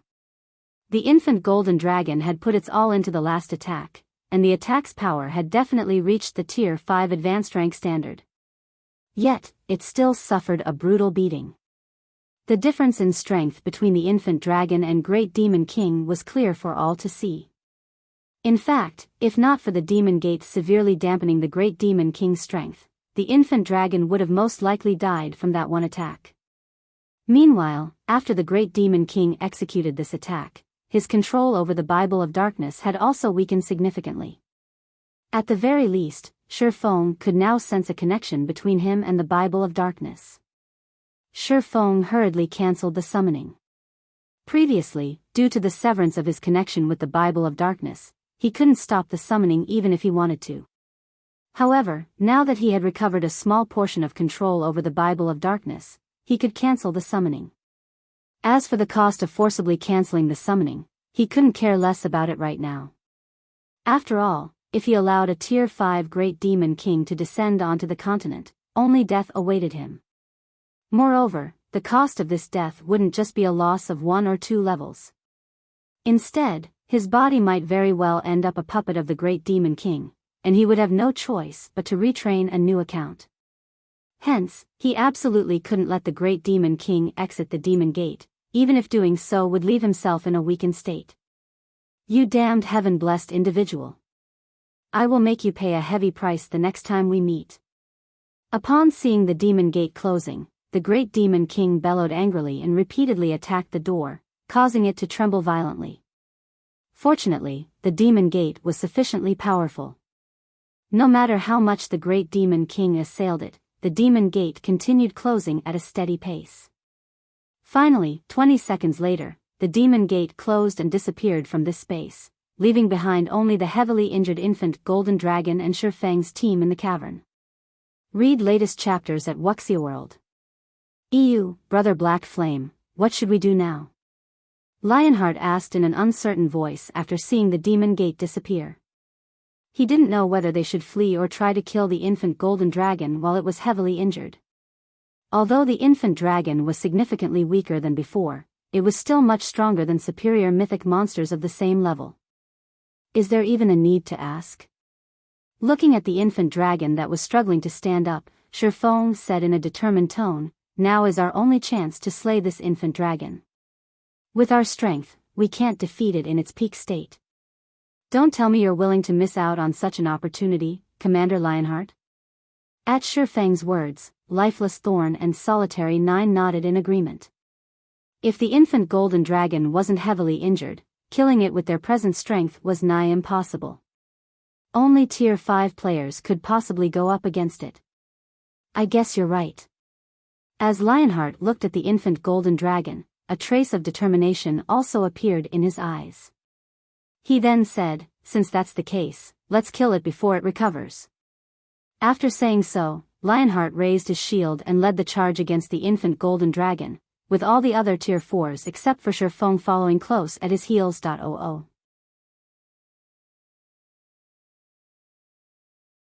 Chapter 2791, Infant Golden Dragon's Fall, Insignificant Humans. Do you think you can insult me just because I am heavily injured? When the infant Golden Dragon saw Lionheart and the other Tier 45 charging toward it, anger flared in its amber pupils, and it let loose a deafening roar. A shockwave immediately spread from the infant dragon to its surroundings. Boom! Boom! Boom! A series of collisions echoed throughout the cavern as Lionheart and the others got hit by the shockwave. Aside from Lionheart and Solitary 9, everyone else on the team went flying back several dozen meters, a stinging pain washing through their bodies. They also lost over 2 million HP from the attack.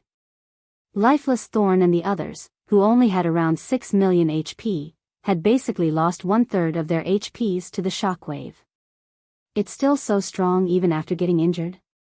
Everyone gasped when they saw their own HP bar. The infant Golden Dragon was clearly extremely weakened right now, yet it still managed to inflict so much damage with only its roar. Its strength was simply terrifying. At this time, even Shifeng was stunned by this situation. In addition to its heavy injuries, the infant dragon was also suffering from the heavenly dragon's breath suppression. Otherwise, everyone would have most likely lost over half of their HP from the shockwave. Tier 3 healers, keep up. Restore the damage dealer's HP with everything you've got. Don't stop even for a moment. Shifeng, who was currently incapacitated due to the backlash from forcibly canceling the demon's summoning, hurriedly issued commands across the distance. You Luo and Faded Fern, you two prioritize healing Lionheart and 9. Make sure their HPs are full at all times. At Shifeng's command, Faded Fern, a Tier 4 oracle, swung her staff and double-cast 2 Tier 3 curses. Tier 3 Defensive Curse, Contract Barrier. Tier 3 Strengthening Curse, Heavenly God's Prayer. Immediately, a translucent barrier formed around the bodies of Lionheart and Solitary 9. Simultaneously, divine runes appeared on the bodies of everyone on the team, doubling everyone's resistances and defense and increasing everyone's physique by 20% for 20 minutes. She even has a Tier 3 AoE strengthening curse? Shifeng was surprised as he looked at Fated Fern's strengthening spells were incredibly rare in God's domain. In fact, they were 10 times rarer than ordinary curses of the same tier. This was especially true for AoE strengthening spells. The value of such a spell was practically equivalent to a fragmented legendary item. In his previous life, any player who wielded strengthening spells would receive the VIP treatment from the various superpowers. This was because, unlike berserk skills, strengthening spells had short cooldowns and long durations. An AoE strengthening spell could elevate a team's combat power to a whole other level. In the past, one of the reasons Violet Cloud was recognized as one of the 10 great cleric gods was her possession of many AoE strengthening spells. This prompted the various superpowers to desperately seek her. As far as Shifeng knew, nobody in the modern god's domain had gained a strengthening spell even now. Yet, not only did Fated Fern possess a strengthening spell, but it was even of the AoE variety. How could he not be surprised by this situation? Meanwhile, after Fated Fern cast Heavenly God's Prayer, the team's overall combat power evidently rose by a slight margin. Good. Let's continue. After seeing the barrier protecting his body, Lionheart charged forward once more. This time, the infant dragon no longer attacked with its roar. Instead, it swept its tail at the approaching players. However, despite seeing the tail that shattered even space itself bearing down on him, Lionheart did not back away. Instead, he raised his shield and stood his ground. He then activated the Tier 3 defensive skill, Blood Cloud. A crimson barrier appeared before his body, one capable of absorbing 6 attacks. Although the barrier could fully nullify only attacks at the Tier 4 standard and below, it could still diminish the damage of Tier 5 attacks. Boom! The blood cloud instantly exploded upon coming into contact with the infant dragon's tail. However, thanks to the blood cloud dampening the blow, Lionheart only stumbled 2 steps backward and lost a little over 6 million HP. For Lionheart, who had already reached level 137 and possessed 17.2 million HP, this amount of damage was still tolerable. Upon seeing that Lionheart could take on the infant dragon's attacks, everyone else on the team breathed out a sigh of relief and began assaulting the infant dragon. Blood Blade used his Tier 4 legacy skill Storm Dance. Lifeless Thorn also used his Tier 4 legacy skill Lightning Serpent. Tier 4 skills and spells bombarded the infant dragon's body one after another, every one of them dealing over 50 million damage, with some even doing over 100 million critical damage. However, compared to the infant dragon's remaining 60 billion HP, this amount of damage appeared minuscule. Is the damage still not enough? Shifeng frowned when he saw the result of the frenzied barrage. Apart from Lionheart, the 5 other Tier 4 players fighting were currently attacking the infant dragon with everything they had. Yet, the damage they caused just barely exceeded the infant dragon's battle recovery. Moreover, this was with the infant dragon's battle recovery halved due to its heavy injuries. The Tier 3 healers healing from a distance also couldn't help growing anxious in this situation. At this rate, their team would need more than an hour to finish the battle. Meanwhile, 1 hour was definitely more than enough for the infant golden dragon to recover from its injuries. If that happened, they would be doomed. Lionheart and the others were also aware of the situation. However, this was already the best they could do. Although they could activate their berserk skills to raise their damage output temporarily, doing so would be meaningless, and would prompt the infant dragon to enter its berserk phase earlier. At that time, without their berserk skills, they would be utterly incapable of defending against the infant dragon's attacks. Do any of you have combat resurrection? Shifeng asked the 12 Tier 3 healers behind him. In the ancient god's domain, ordinary resurrection methods couldn't resurrect players on the spot. One special type of resurrection method could. However, the player resurrected through this method would suffer a higher death penalty. I do. 8 of the Tier 3 healers responded to Shifeng's question. Good. Go and resurrect the 8 players with the highest strength. Shifeng breathed out a sigh of relief when he saw how many responses he received. The next moment, the 8 healers with combat resurrection resurrected 8 of Skyflare's fallen members. Take these spears and divide them among yourselves. After looking at the 8 resurrected players, Shifeng took out the 600+ thunder spears stored in his bag. Drink a master strength potion and activate your berserk skills. Afterward, use everything you have to throw these spears at the infant dragon. It's best if you can use up all these spears before your berserk skills run out. Don't hold back. Yes, sir. The 8 players nodded, fully understanding Shifeng's intentions. As Tier 3 melee players, they couldn't even be considered cannon fodder in front of the Tier 4 infant dragon.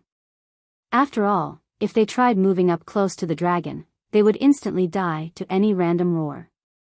The only way they could contribute to the raid was by relying on external items. Only then would they have a chance of dealing damage to the infant dragon. The 8 players consumed the master strength potions they had prepared beforehand, which increased their strength attribute by 70% for 3 minutes. They then activated their respective berserk skills, further improving their basic attributes. In terms of strength, the 8 of them could already rival mythic monsters of the same level. After seeing the infant dragon swing its tail, exposing its back, Shifeng ordered, attack. Aim at the dragon's injuries or the reverse scale on its back. At Shifeng's command, the 8 melee players promptly threw the thunder spears they held with all their might. Whoosh! Whoosh! Whoosh! The next moment, 8 lightning arcs cut through space and landed on the infant dragon's injuries and reverse scale. Roar!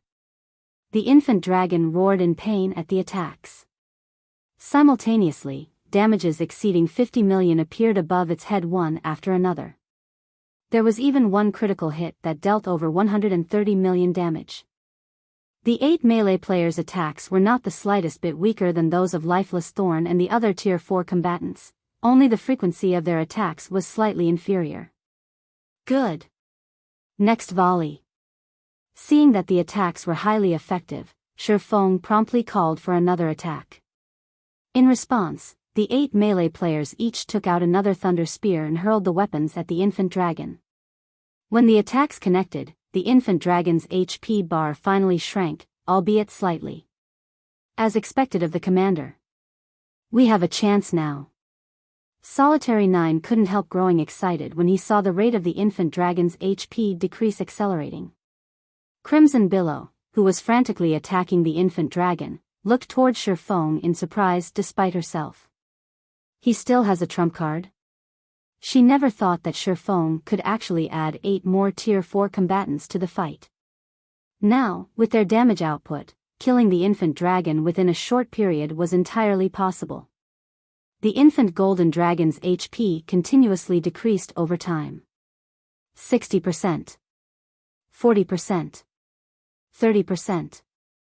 The speed at which the infant dragon lost HP was nothing like before.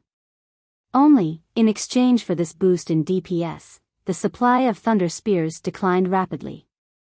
In just 2 minutes, the 8 Tier 3 players had already used up more than 400 thunder spears. Everyone, be careful. It's going berserk. Shifeng warned when he saw that the infant dragon's HP bar had fallen to a critical level. As soon as Shifeng finished speaking, the infant dragon suddenly let out an angry roar. Simultaneously, the dragon's body gave off a dazzling, golden glow, and its eyes turned bloodshot. It had evidently entered a berserk state. All right. Since Brother Black Flame has let us see his cards, let's show him ours as well. Glancing at Faded Fern, Lionheart shouted, "Fern, it's your turn now. Leave it to me." Faded Fern smiled. She then took out the Tier 5 sealing crystal from her bag and began chanting an incantation. Immediately, as if time had frozen, silence fell over the entire cavern. The only exception to this phenomenon was the gradually shattering crystal in Faded Fern's hand. Before the infant golden dragon could smash its claw at Lionheart, a magic spear several hundred meters long suddenly appeared above the infant dragon and struck its head. Tier 5 spell, Destruction Spear. Boom! The infant dragon's titanic body instantly collapsed to the ground, the impact creating a crater several dozen meters deep. The space surrounding the crater even turned into a dark void. The next moment, a damage value exceeding 10 billion appeared above the infant dragon's head. In addition, not only did the infant dragon's berserk state get interrupted, but the infant dragon was even powerless to push itself off the ground. The power of the destruction spear stupefied everyone present. Even Shifeng never thought that the sealing crystal would hold such a powerful spell. The destruction spear was just slightly inferior to the Great Demon King's attack from before. Good. Everyone, attack with everything you've got. Shifeng shouted. Ignoring the fact that he was still in a weakened state, he activated Power of Darkness, which allowed him to move his body. He then charged straight at the incapacitated infant dragon. As for everyone else, they, too, activated their berserk skills at Shifeng's command, instantly doubling their basic attributes. Damages exceeding 100 million appeared above the infant dragon's head one after another. 10%. 6%. 3%. Read latest chapters at Wuxia World. EU. Just as the infant dragon was about to recover from its incapacitated state, Shifeng activated Divine Providence before using his strongest trump card. Tier 3 skill, Blade Awakening. Tier 4 skill, Lightning Edge. The next moment, Shifeng, who had entered a transcendent state, brandished the abyssal blade. A river of light then descended upon the infant golden dragon's body. Minus 135,474,514. Minus 129,435,471. Minus 264,854,214. A series of damages exceeding 100 million appeared above the infant golden dragon's head in rapid succession, the attack thoroughly plundering its remaining HP.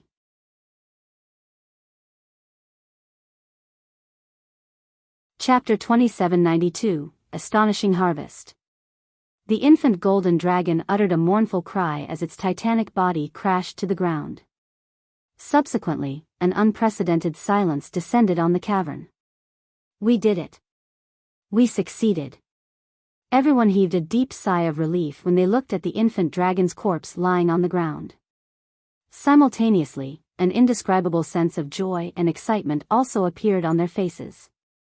After all, they had just created a miracle, a full dragon-slaying battle. Even if their opponent was merely a Tier 4 infant dragon, they had still slain a real dragon. The next moment, before the survivors of the team could recover from their joy, brilliant flashes suddenly enveloped their bodies as their experience bars filled up rapidly. The amount of EXP the infant golden dragon awarded was leagues above the EXP from ordinary mythic bosses. Even Shifeng leveled up 3 times consecutively, reaching 32% of level 140. As for everyone else, they gained even more levels from the raid, with Lionheart reaching level 141 and Yuluo reaching level 139. Lifeless Thorn and Solitary 9 even went from level 127 to level 138. The amount of EXP everyone received stupefied them. Nobody thought that killing a level 140 infant dragon would grant so much EXP. Of those present, only Shifeng and Lionheart did not place much concern on their levels.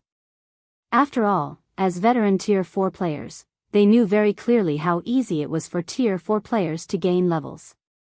In fact, they could most likely attain level 150 in 10 days, reaching the minimum requirement to challenge their Tier 5 promotion. However, players would not necessarily be able to get promoted to Tier 5 just by meeting the level requirement. After all, players would have to create a powerful mana body of their own. Compared to the levels he gained, Shifeng was much more concerned about the infant golden dragon's loot. The infant golden dragon they had killed was a dragon in the truest sense, not one that the main god system had weakened drastically. This point was clear just from the EXP the infant golden dragon awarded. Compared to the magic dragon clan that Shifeng had killed some time back, the infant golden dragon was like an entirely different creature. Some time after the infant golden dragon died, sacred light descended from the cavern's ceiling, illuminating the entire cavern. Simultaneously, melodious hymns also echoed in everyone's mind. It seems divine providence did its job. Shifeng sighed in relief when he saw the sacred light shining down from the ceiling. Although divine providence increased his luck attributes significantly, the hidden attributes' effects would be diminished when dealing with monsters at the superior mythic standard or above. And while the infant golden dragon was considered only a mythic monster, it was still part of the dragon race. It was far stronger than ordinary superior mythic monsters of the same level. Hence, the fact that he managed to trigger a divine hymn was truly a stroke of luck. Of course, part of the reason he managed to trigger a divine hymn was most likely this being the first kill of a real dragon in the ancient god's domain. Meanwhile, as the divine hymn descended, a system notification also entered everyone's ears. System, congratulations. You have killed a Tier 4 infant golden dragon. You have obtained the Dragon Slayer title, world reputation plus 100, and 1 gold legacy treasure chest. Crap. There's such a benefit as well? Bloodblade was astonished when he saw the system notification. Initially, he thought that they would be working for Shifeng for free. He never imagined that slaying the infant dragon would earn them such astonishing rewards too. At this time, even Lionheart was surprised by this situation. After all, the rewards were simply too lucrative. Firstly, the Dragon Slayer title would allow them to enjoy the status of a high noble in the various cities of God's domain. In fact, their authority would be even greater than the typical high nobles, close to reaching that of a city lord. Not to mention, with the Dragon Slayer title equipped, their basic attributes and physique would increase by 20% when dealing with dragon-type monsters in the future. As for the awarded gold legacy treasure chest, it was something all Tier 4 players would dream of obtaining. The gold legacy treasure chest had a considerable chance of awarding a legacy book, which would grant the user with a significant number of legacy skill points when used. The treasure chest also had a high chance of containing rare Tier 4 skill and spell books, as well as a small chance of containing a legacy guidance for the road beyond Tier 4. These rewards were far more valuable than weapons, equipment, and magic crystals. It wasn't an exaggeration to say that the gold legacy treasure chest's value was equivalent to a fragmented legendary items. For some people, the treasure chest was even better than a fragmented legendary item. Meanwhile, aside from the reward notification, Shifeng, Lifeless Thorn, Solitary 9, and Yuluo received a second system notification. System, warning. The world of God's domain has noticed your existence as an outsider. You will be expelled from the world in 1 natural day. Sure enough, it was a success. Shifeng revealed a faint smile upon seeing the system warning. If killing the infant golden dragon and altering a small portion of God's domain's history could not get him out of the ancient God's domain, he would really have a headache. After all, he had already achieved his original goal in coming here, and he still had many matters he needed to deal with in the modern God's domain. He simply couldn't afford to waste time here. As for the matter of earning various resources here, that was supposed to be a long-running project. Moreover, the amount of resources he could obtain depended entirely on the Skyflare Adventure team's strength and resources. Meanwhile, Skyflare's development couldn't be accomplished overnight. This is great. I can finally go home. As for Yuluo, she, too, grew joyful when she saw the system warning. In fact, she felt even happier at seeing this system warning than when she received the gold legacy treasure chest. While everyone rejoiced over the gold legacy treasure chest they received, over 100 items appeared in midair and began descending to the ground. The sight of the infant golden dragon's loot made everyone present momentarily forget about the legacy treasure chest. Biyao/B. The aura of items can actually reach such an intensity? Crimson Billow was astonished as she studied the items that were gradually piling up on the ground. Just what kind of items dropped? Could there be a legendary item? This question plagued everyone's mind. The reason for everyone's reaction was the aura that the infant dragon's loot radiated, which practically rivaled that of superior mythic monsters. Even ordinary Tier 3 players would have to expend a lot of effort just to approach the loot. At this time, only Shifeng managed to remain relatively calm.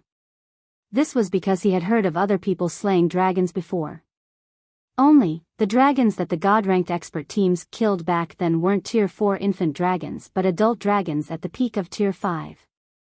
According to what he had heard, the sight of those dragons' loot was truly a spectacle to behold. Just the visual phenomenon the loot created had covered a radius of over 10,000 yards. The combined aura the items radiated had also been so powerful that even Tier 4 players couldn't approach the loot, only Tier 5 players and above could do so. In comparison, the visual phenomenon created by the infant golden dragon's loot only covered a radius of several hundred yards. The aura the loot radiated was so weak that even Tier 3 peak experts could approach it if they gritted their teeth. Hence, Shifeng didn't find this outcome particularly surprising. However, the infant golden dragon's loot and Tier 5 adult dragon's loot wouldn't actually have a significant difference in quality. What difference in quality there was would only be akin to the difference between an epic item and a fragmented legendary item. It wouldn't be as significant as the difference between a fragmented legendary item and a legendary item. After all, both kills were dragons, one side was just slightly stronger. Moreover, as Tier 6 God-ranked experts were responsible for killing the adult dragons, the loot quality was reduced. In comparison, their team had defeated a Tier 4 infant dragon without a single Tier 5 player on the team. If one were to talk about raid difficulty, their team faced a much greater difficulty than the Tier 6 God-ranked expert teams. I wonder if it dropped a complete Saint guidance? If one did drop, I might be able to improve my mana body further. Shifeng prayed inwardly as he looked at the items slowly piling up on the ground. At this time, compared to materials, weapons, and equipment, what he hoped to obtain more was a legacy guidance. This was typical of Tier 4 experts.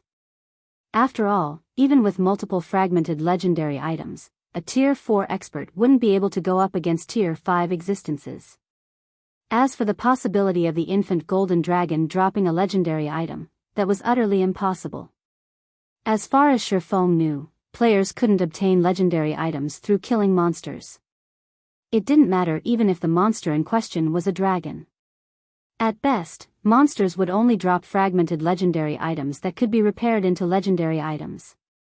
Thus, every legendary item was incredibly precious, and a Tier 5 expert would be fortunate to obtain even one. After another dozen seconds or so passed, all of the items finally landed on the ground. Shifeng immediately approached the mountain of loot and began sorting through it. The spectating Skyflare members couldn't help drooling, wishing they could help Shifeng with the loot. Guild leader Black Flame has really hit the jackpot this time. I wonder if a legendary item dropped. If he gets a legendary item, his combat power would most likely skyrocket and approach the Tier 5 standard. Wind Chaser sighed as he enviously watched Shifeng collect the loot. Read latest chapters at Wuxia World. He finally understood how big a gap divided Tier 4 and Tier 5 existences. It was even larger than the gap between Tier 3 and Tier 4 existences. Ordinary weapons and equipment couldn't make up for this gap. Only the rumored legendary weapons and equipment might work. If Shifeng could get himself a legendary weapon now, he would truly become an invincible existence. After all, no Tier 4 player could go up against Tier 5 existences yet. Meanwhile, after working non-stop for 10 minutes, Shifeng finally finished sorting through the loot.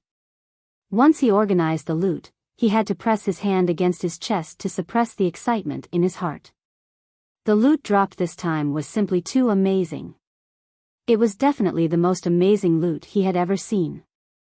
This included even the loot he had seen in his previous life. Setting all else aside, just the golden longsword sitting in his bag had very nearly made him faint from happiness. This weapon was one of God's domain's 10 great legendary weapons as well as one of God's domain's 36 famed swords. It was also the prototype of the weapon Void Breaker and could cut all existences. Its name was the Light of Two Worlds, also known as the World-Breaking Gold.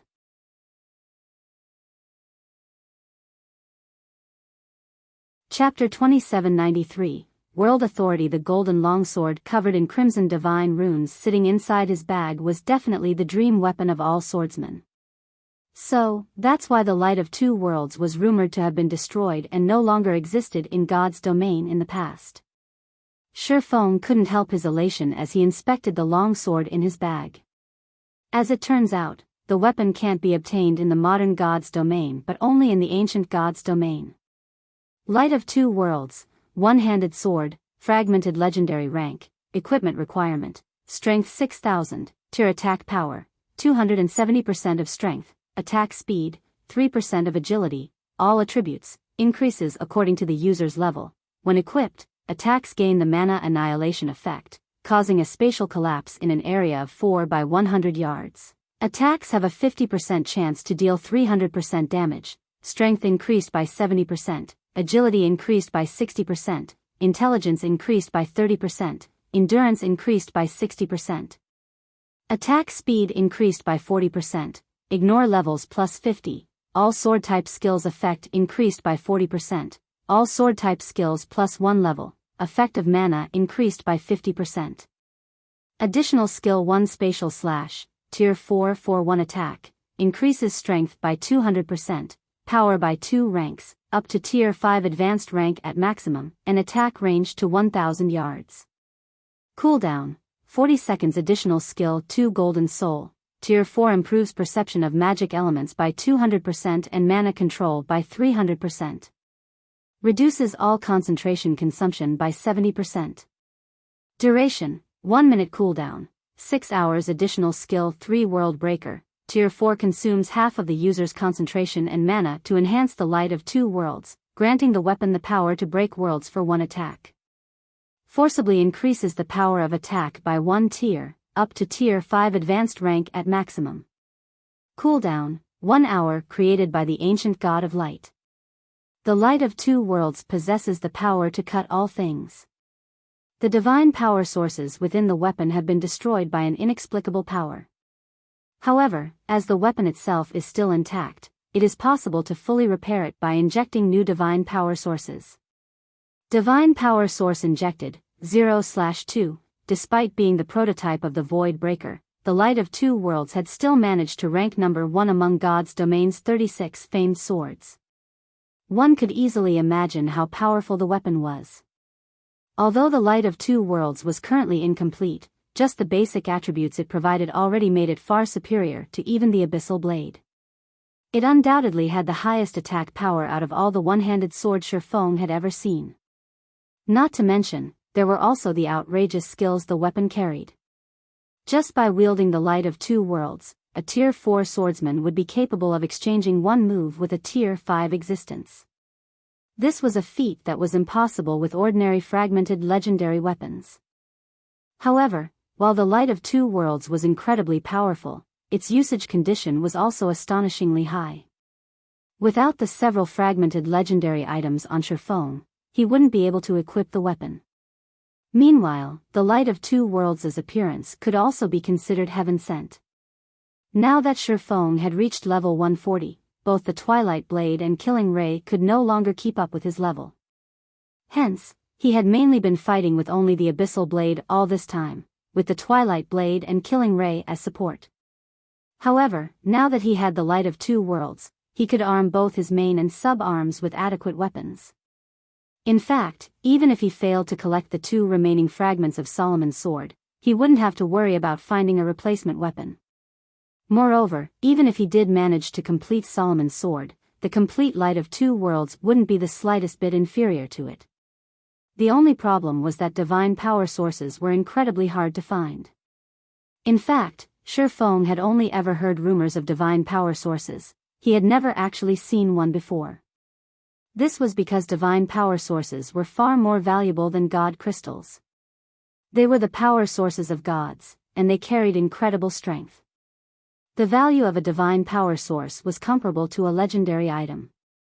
Meanwhile, the Light of Two Worlds actually required 2 divine power sources. It seems I'll need to have the guild investigate divine power sources.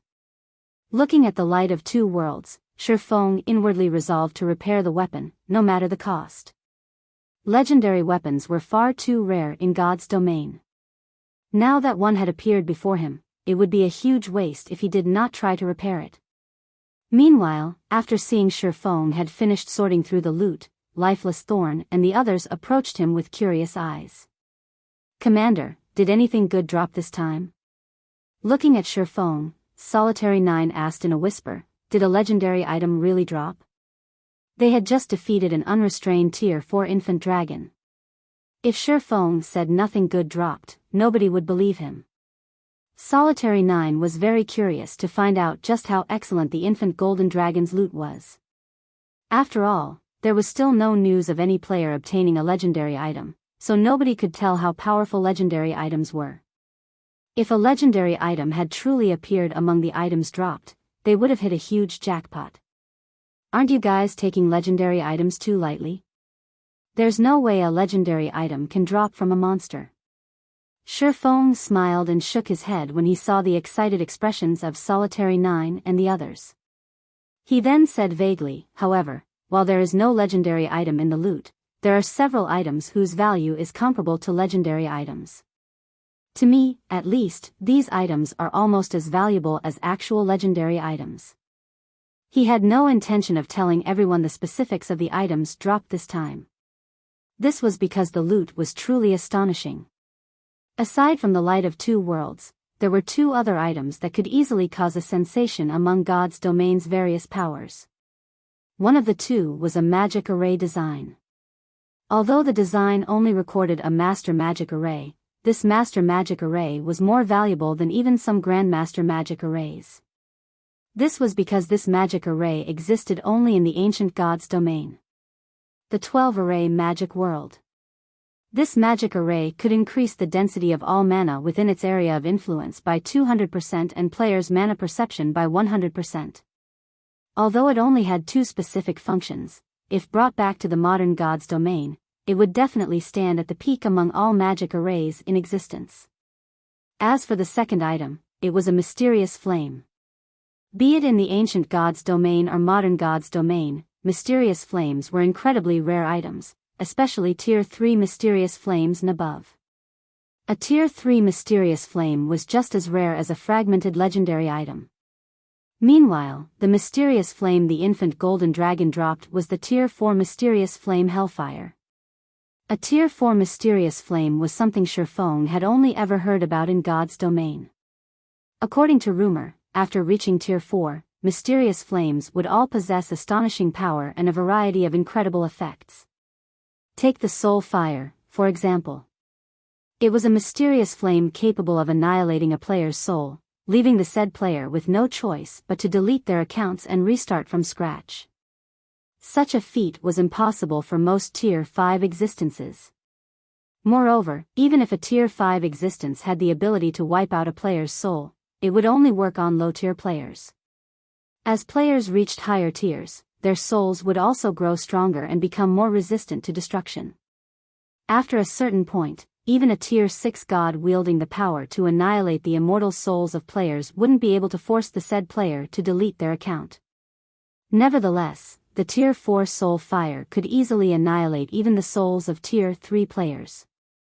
Only after reaching Tier 4 would players become somewhat resistant to the Soul Fire's strength.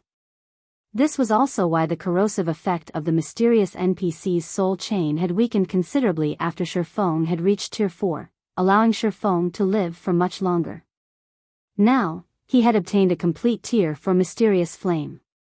It was different from the incomplete Soul Fire that he had gained through the mysterious NPC's Soul Beast. The other dropped items were similarly very precious. Out of the 100+ items dropped, over 30 were legendary materials such as dragon claws, dragon teeth, dragon scales, and dragon blood. There were also over a dozen master recipes and epic equipment forging designs. The rest were mainly inferior legendary materials and level 150 epic weapons and equipment. Two materials stood out among all that bounty, both inferior divine artifact ranked materials. The Dragon Eye and the Dragon Crystal. These were the quest items Angelica Teresa needed. Meanwhile, after hearing Shifeng's words, Lifeless Thorn and Solitary 9 stopped asking questions. They understood that the items dropped this time were extraordinary and could not be revealed. Moreover, Shifeng had already answered the main question plaguing their minds. there was no legendary item among the dropped items. You Luo, you guys start resurrecting the others. We'll return to Meteorite City afterward, Shifeng said to the team's healers as he looked at the dead Skyflare members' corpses scattered around the cavern. Once everyone was alive again, Shifeng opened a spatial gate in the direction of Meteorite City. Thanks to the spatial gate, the return trip, which should have originally taken a dozen hours or so by flying ship, only took 4 hours, astonishing Skyflare's members. If not for the spatial gate's long cooldown and short duration, it would have definitely been considered a godly skill in God's domain. After returning to Meteorite City, Shifeng completed all his transactions with Lionheart. Aside from the Crimson Dragon flying ship, Lionheart also purchased an additional 20 crystals of souls and 100 drops of soul water, which netted Shifeng an additional 6 million magic crystals. Lionheart also used 3 million pieces of mana ore, which was treated as equivalent to 750,000 magic crystals, to exchange for another 5 crystals of souls. Although the mana ore's price had been slightly inflated, this was unavoidable, as purchasing mana ore in bulk was incredibly difficult. Purchasing too many would naturally raise the ore's market value. However, for Shifeng, getting 3 million pieces of mana ore for the price of just 750,000 magic crystals was already a bargain. After the transactions with Lionheart, Shifeng passed 30 crystals of souls and 1,000 drops of soul water to Yenya for her to conduct future transactions with the Skyflare Adventurer team. At the same time, he also tasked her with secretly purchasing some of God's domain's rare items. Finally, after settling all his business affairs, Shifeng handed the Dragon Eye and the Dragon Crystal to Angelica Teresa, who was still recuperating from her injuries. As soon as he handed over these 2 items, not only did Angelica's favorability of him increase by 100 points, but she also gave him a Tier 5 legacy guidance she had obtained from a Sword Saint. Shifeng was a little surprised by this reward. Is this the hidden reward for not bringing Angelica Teresa on the raid? While the infant golden dragon had indeed dropped a lot of excellent items, it hadn't dropped any legacy items. This situation had rendered Shifeng quite speechless at the time. Now, Angelica Teresa directly handed him the legacy guidance he wished for dearly.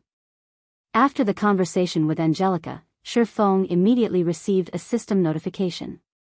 System, congratulations. You have completed the inferior mythical quest, World's Choice. You have gained World Authority +2. System, you have obtained World Authority. World Authority currently at level 1. Please feel the specific effects of World Authority on your own. As soon as the system notification appeared, an indistinct chain became visible around Shifeng's body from the void. A moment later, this chain suddenly disintegrated, and he immediately felt the world around him becoming much clearer than before. He could even sense that his intimacy with the world of the ancient god's domain had improved slightly. The world was no longer as hostile toward him as before. So, these are the effects of World Authority? Shifeng was astonished when he sensed the changes to his body. His affinity with the magic elements was at least 50% better than before. His perception of his mana's operating principle had also improved significantly. After careful observation, he noticed that the layer of white mist that hindered his perception had thinned out by roughly 30%.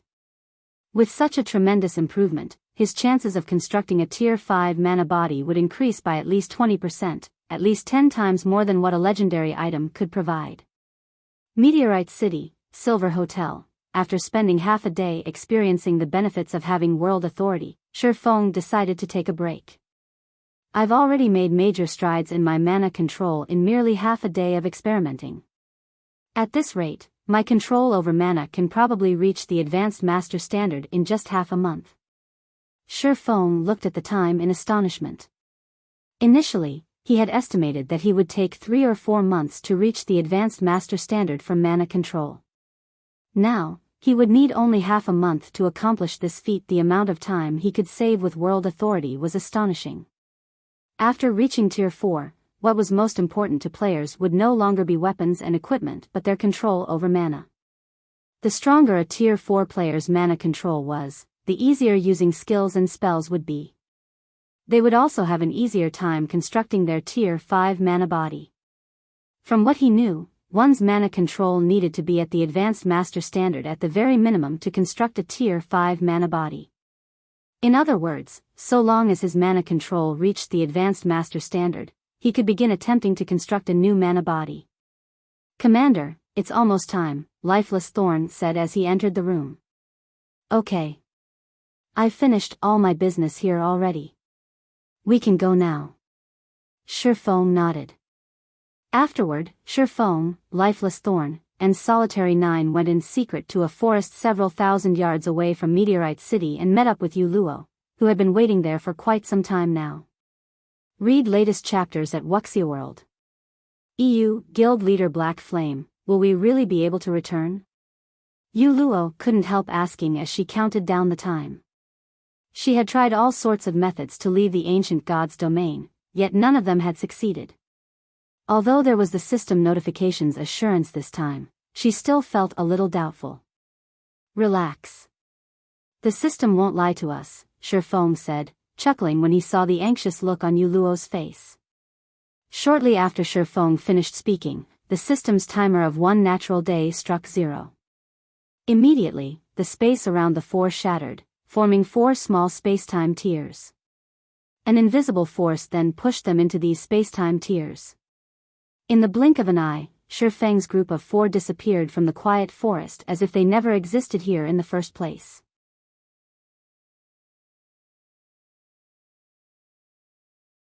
Chapter 2794, God's Domain State of Affairs. This place was a vast, blue ocean with nary a cloud in the sky. At this time, a tear in space spanning over 1,000 yards suddenly appeared above the ocean, its appearance kicking up strong winds that disrupted the peace of this place. A moment after the spatial tear formed, 4 figures flew out of it and plopped into the ocean. Their impact on the water generated waves dozens of meters tall, the commotion attracting the attention of the dozen or so ships sailing nearby. "The mana here is so thin. The sense of rejection is gone. I think we're back." While standing on the ocean's surface, Lifeless Thorn, Solitary 9, and Yu Luo grew excited when they sensed the familiar low-mana environment and the lack of rejection from the world. Although the ancient god's domain had plenty of benefits that the modern god's domain did not possess, they had played in the modern god's domain for most of their career in god's domain. Most of the people and matters they knew of were found here. Naturally, they were glad to return to the modern god's domain. Meanwhile, the appearance of Shurfeng's group also gave the players on the nearby ships a huge shock. "Crap. Who are they? How can they stand on water? They should be using some kind of levitating skill. No. If they were using a skill or spell, there should be strong mana fluctuations. But I don't sense any coming from the 4 of them." At this moment, Shurfeng's group of 4 had all their information concealed with their black cloaks, so the surrounding players couldn't uncover any information about them. The only thing the surrounding players were certain of was that the 4 were all players. Knowing this, the surrounding players couldn't help wanting to find out the identity of Shurfeng's group. "Let's hurry up and leave," a level 123, Tier 3 ranger driving an advanced speedboat said. "The situation in this sea zone has been chaotic recently. We'll be doomed if we get dragged into the war between adventurer teams on Dragonheart Island." "Indeed. Let's leave this place quickly. Now that such a huge commotion has occurred here, Warbloods members will definitely come over. If they find us here, they might take us for members of other adventurer teams and kill us," the level 122 shield warrior standing beside the ranger youth said, nodding in agreement. While the players on this advanced speedboat were conversing with each other, Shurfeng and his companions, around 100 yards away, heard every word of their conversation. "So, this place is near Dragonheart Island." Shurfeng revealed a faint smile. "It seems we were lucky. We didn't get teleported to some dangerous and remote location. Space-time teleportation was incredibly random. If they got teleported into a dangerous location, such as a forbidden land or a special location that prevented teleportation, making their way home would be very troublesome." Nodding, Lifeless Thorn said, "But based on these people's words, there seems to be quite a struggle occurring on Dragonheart Island. That's normal. With the NPC population growing continuously, the number of NPCs operating at sea would naturally increase. While they might not be as numerous as the landlocked NPCs, they will still outnumber players by a large margin. And with the participation of NPCs, the various powers will definitely struggle even more desperately among themselves for resources, Shifeng said, unsurprised by Dragonheart Island's current state of affairs. This was because he had received some news from Liang Jing a few days ago. According to her, God's domain was truly messed up right now, and NPC forces had even begun taking action against the guild towns of players. Although the NPC forces did not directly assault guild towns, they still created a lot of trouble inside the guild towns. They forced the guilds running these towns to submit to them and pay a ton of resources and coins in tribute. Otherwise, they would continue their harassment until the guild town imploded. In Shifeng's previous life, many unrated guilds and third-rate guilds had no choice but to submit to these NPC forces' extortion. After all, if these guilds lacked the income from their guild towns, they would truly be doomed. Now that God's Domain's first major update had arrived ahead of schedule, once the NPCs began taking action with full force, even first-rate guilds and superpowers would have no choice but to pay tribute to the NPC forces to buy time to develop themselves. After all, in God's Domain, players were merely a minority. One could also say that players were outsiders. Apart from immortality, players did not have any advantages over the original inhabitants of God's Domain. God's Domain's inhabitants far outnumbered players, and it came to the top combatants both sides possessed. This would remain true even 10 years after God's Domain's launch. Upon hearing Shifeng's words, a hint of anxiety appeared on Yuluo's face. Immediately, she took to the skies and flew toward the nearby advanced speedboat, her approach giving the 6 players on the boat a fright. These 6 players stared at Yuluo with horrified expressions. Their reaction was because the ability to fly freely in the sky was unique to players at Tier 4 or above. Tier 4 players were existences that even NPCs feared. Although there were only a small number of Tier 4 experts in God's Domain, every one of them was a big shot capable of shaking heaven and earth with their every move. These Tier 4 experts were not existences ordinary Tier 3 experts like themselves could meet. "How may I help you, miss?" the Tier 3 ranger serving as the leader of the party asked respectfully as he looked up at Yuluo. The strong were respected in God's Domain. This fact might not have been evident in the past. However, after experiencing the changes brought by the system's major update and the various NPCs' arrogant behavior, these players thoroughly understood that the world of God's Domain was a much more straightforward and crueler place than the real world. When it came to dealing with Tier 4 powerhouses, if they offended the other party, it wouldn't be strange for them to get annihilated the next second. They also wouldn't be able to do anything about it. "Do you know Heaven's Blade situation?" Yuluo asked. Heaven's Blade was her home. Its well-being had also been a concern for her all this time. Before she entered the ancient God's Domain, the competition on Dragonheart Island had already been incredibly intense. Heaven's Blade had even clashed with several of the island's top adventurer teams and suffered casualties numbering in the thousands. This was why she had risked grinding and exploring a dangerous location by herself. Since her disappearance from the modern God's Domain until now, a month had gone by. Meanwhile, 1 month was more than enough for the entirety of God's Domain to undergo significant changes, let alone a small place like Dragonheart Island. Heaven's Blade? The ranger youth was surprised and confused by Yuluo's question. "What? Have you never heard of Heaven's Blade before?" Yuluo frowned. "Or do you not want to say it?" As Yuluo's voice chilled, the Tier 3 shield warrior and the others shuddered involuntarily and looked toward the ranger youth. They didn't know whether they should speak up. Although Yuluo hadn't revealed any killing intent thus far, her aura alone was already more than enough to instill fear in them. After all, they had personally witnessed just how powerful a Tier 4 player could be. A Tier 4 player could kill hundreds of Tier 3 players with just the flip of a hand. The silence had stretched out for a second and the ranger youth wiped away the cold sweat on his forehead and said hurriedly, "Miss, you misunderstand me. It's not that I refuse to tell you. It's just that this matter is already common knowledge in God's domain. I was just wondering why you would ask such a question, miss. Common knowledge in God's domain? Yu Luo couldn't help feeling a little confused. According to Shi Feng, before his group entered the ancient God's domain, nothing big had happened to Heaven's Blade. It had simply been competing with Dragonheart Island's several top adventurer teams for resources as usual. Shi Feng had left the modern God's domain only a few days ago. Logically, nothing significant should have happened to Heaven's Blade. That's right. This incident caused quite the commotion back then. It affected over a dozen superpowers, the ranger said, nodding.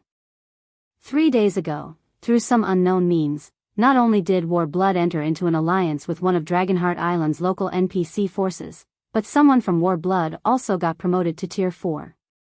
As a result, War Blood's influence on the island skyrocketed, and even 13 thrones suffered losses at the hands of War Blood. What about Heaven's Blade? Yu Luo asked. Heaven's Blade, the ranger hesitated to answer because he knew that the Tier 4 powerhouse before him was definitely related to Heaven's Blade. After taking a deep breath, he continued, Heaven's Blade disbanded 2 days ago. Disbanded? Yu Luo was stunned. How is this possible? She had developed from the ground up together with Heaven's Blade, and the adventurer team was basically her home. Yet, now, she was being told that Heaven's Blade had disbanded? At this moment, let alone Yu Luo, even Shi Feng was stunned when he overheard the ranger's words from a distance. Heaven's Blade was one of Dragonheart Island's top 5 adventurer teams. Not only did the adventurer team boast close to 10 peak experts under its command, but its commander, Zwei, was even one of Dragonheart Island's top 3 MTs. In the past, Zwei had also been a legendary figure, and she had developed Heaven's Blade into an overlord-like existence in God's domain. Hence, hearing that Heaven's Blade had actually disbanded now came as a shock to him. If Heaven's Blade disbanded, where did Heaven's Blade's executives go?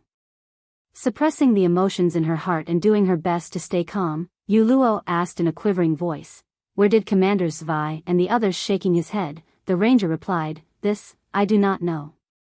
I only know that Heaven's Blade seems to have enraged War Blood. War Blood is still hunting down Heaven's Blade's members even now, going as far as sealing off Dragonheart Island. People on Dragonheart Island can't contact the outside world. Even those seeking to leave Dragonheart Island need to go through War Blood's inspection. If I were to guess, Heaven's Blade's executives have probably left Dragonheart Island and already gone somewhere else to develop. I understand. You may go now. Yu Luo could no longer remain calm after listening to the ranger's words. After waving her hand at the party of 6, indicating that they were free to continue with their business, she turned around and flew back to Shi Feng's group. After hearing Yu Luo's words, the party of 6 felt like death row prisoners who had just been granted amnesty. Hurriedly, they sailed away from the area on their advanced speedboat, not daring to remain for even a moment longer lest Yu Luo change her mind and vent her anger on them. Yu Luo, what do you plan to do now? Shi Feng asked as he took in Yu Luo's downcast expression. According to their original plan, they would go their separate ways after returning to the modern era. However, it turned out that Heaven's Blade had disbanded. And Yu Luo probably couldn't save Heaven's Blade by herself. Me? Shi Feng's question left Yu Luo at a loss. I don't know. The modern God's domain she was familiar with no longer existed, so she didn't know what she should do. Read latest chapters at Wuxia World. EU, since that's the case, why don't we go take a look at Dragonheart Island for now? Shi Feng suggested. I still have some matters to deal with on Dragonheart Island. Meanwhile, although Heaven's Blade has disbanded, I believe Commanders Zwei and Heaven's Blade's other executives wouldn't leave the island so easily. After all, their foundation and all their resources are on Dragonheart Island. It would be difficult for them to decide to change their base of operations within a short period. So, once we reach Dragonheart Island, you might be able to contact them. Yu Luo's eyes immediately glowed at Shi Feng's words. She felt that what he said was indeed true. Heaven's Blades members had been residing on Dragonheart Island for such a long time now. How could they possibly just pack up and leave? Not to mention, even if Heaven's Blade was no more, she could still contact Commanders Zvi and the others. After all, unlike the ancient God's domain, long-range communication between players was possible in the modern God's domain. Okay. I'll follow you, Guild Leader Black Flame. Yu Luo nodded. Afterward, Shi Feng opened a spatial gate and teleported toward Dragonheart Island.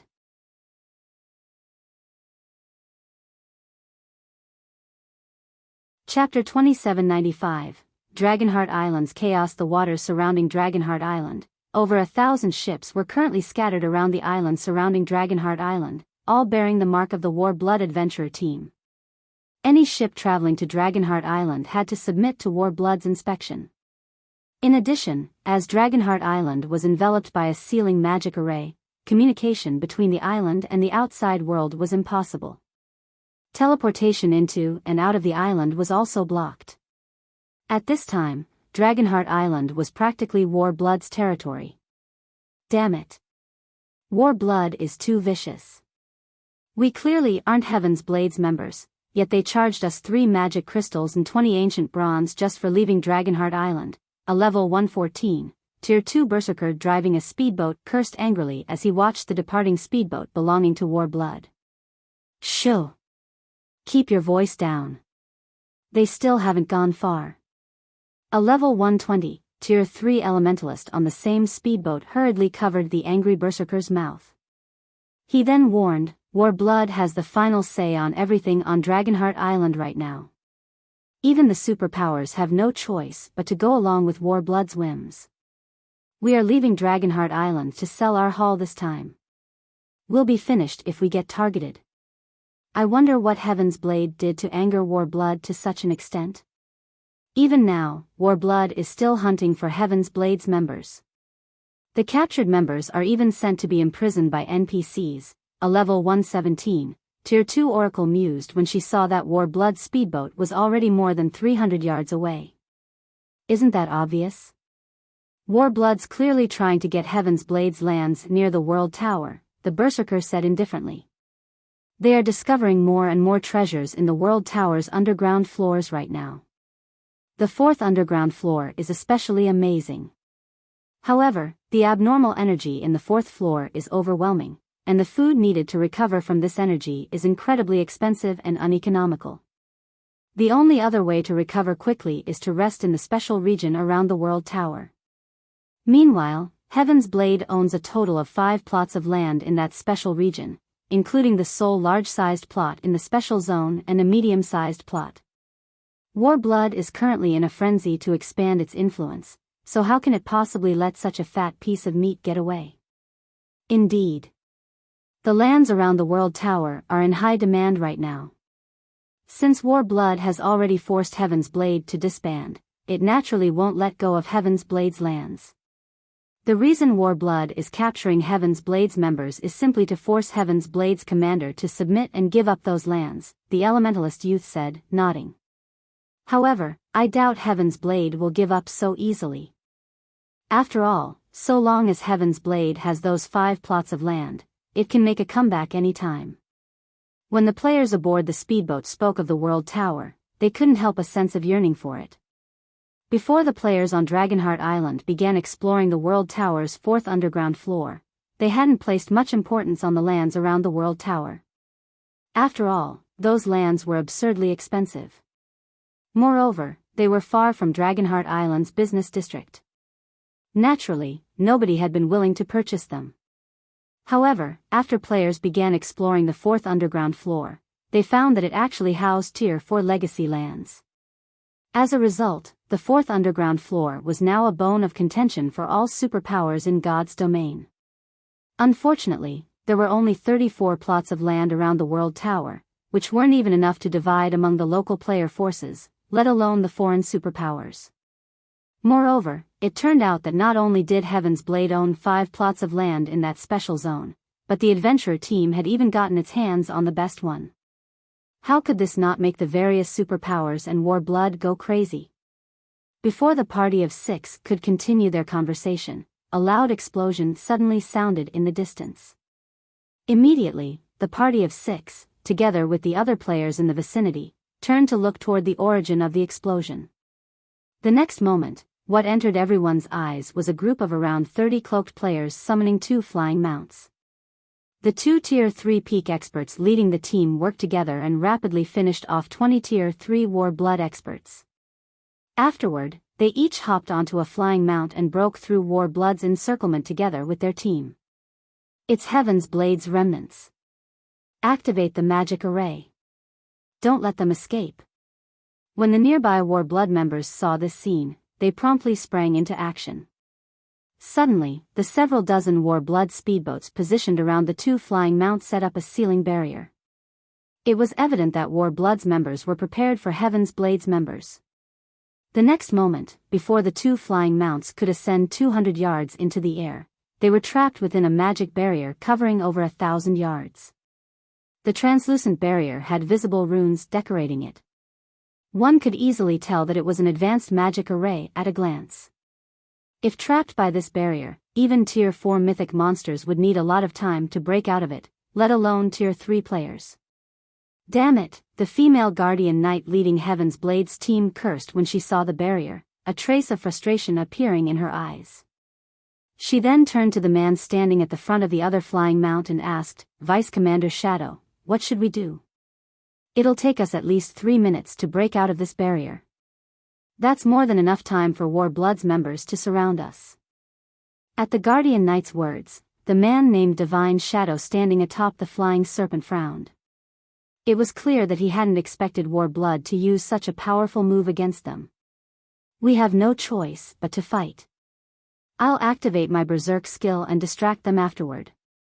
In the meantime, you guys figure out a way to escape this place, Divine Shadow said as he looked at War Blood's approaching experts. He then turned to the female knight Cleansing Flame and added, remember. Do everything you can to leave, even if it means escaping by yourself. Only if you escape will Heaven's Blade have hope. Yes, sir. Cleansing Flame answered, a solemn expression appearing on her face.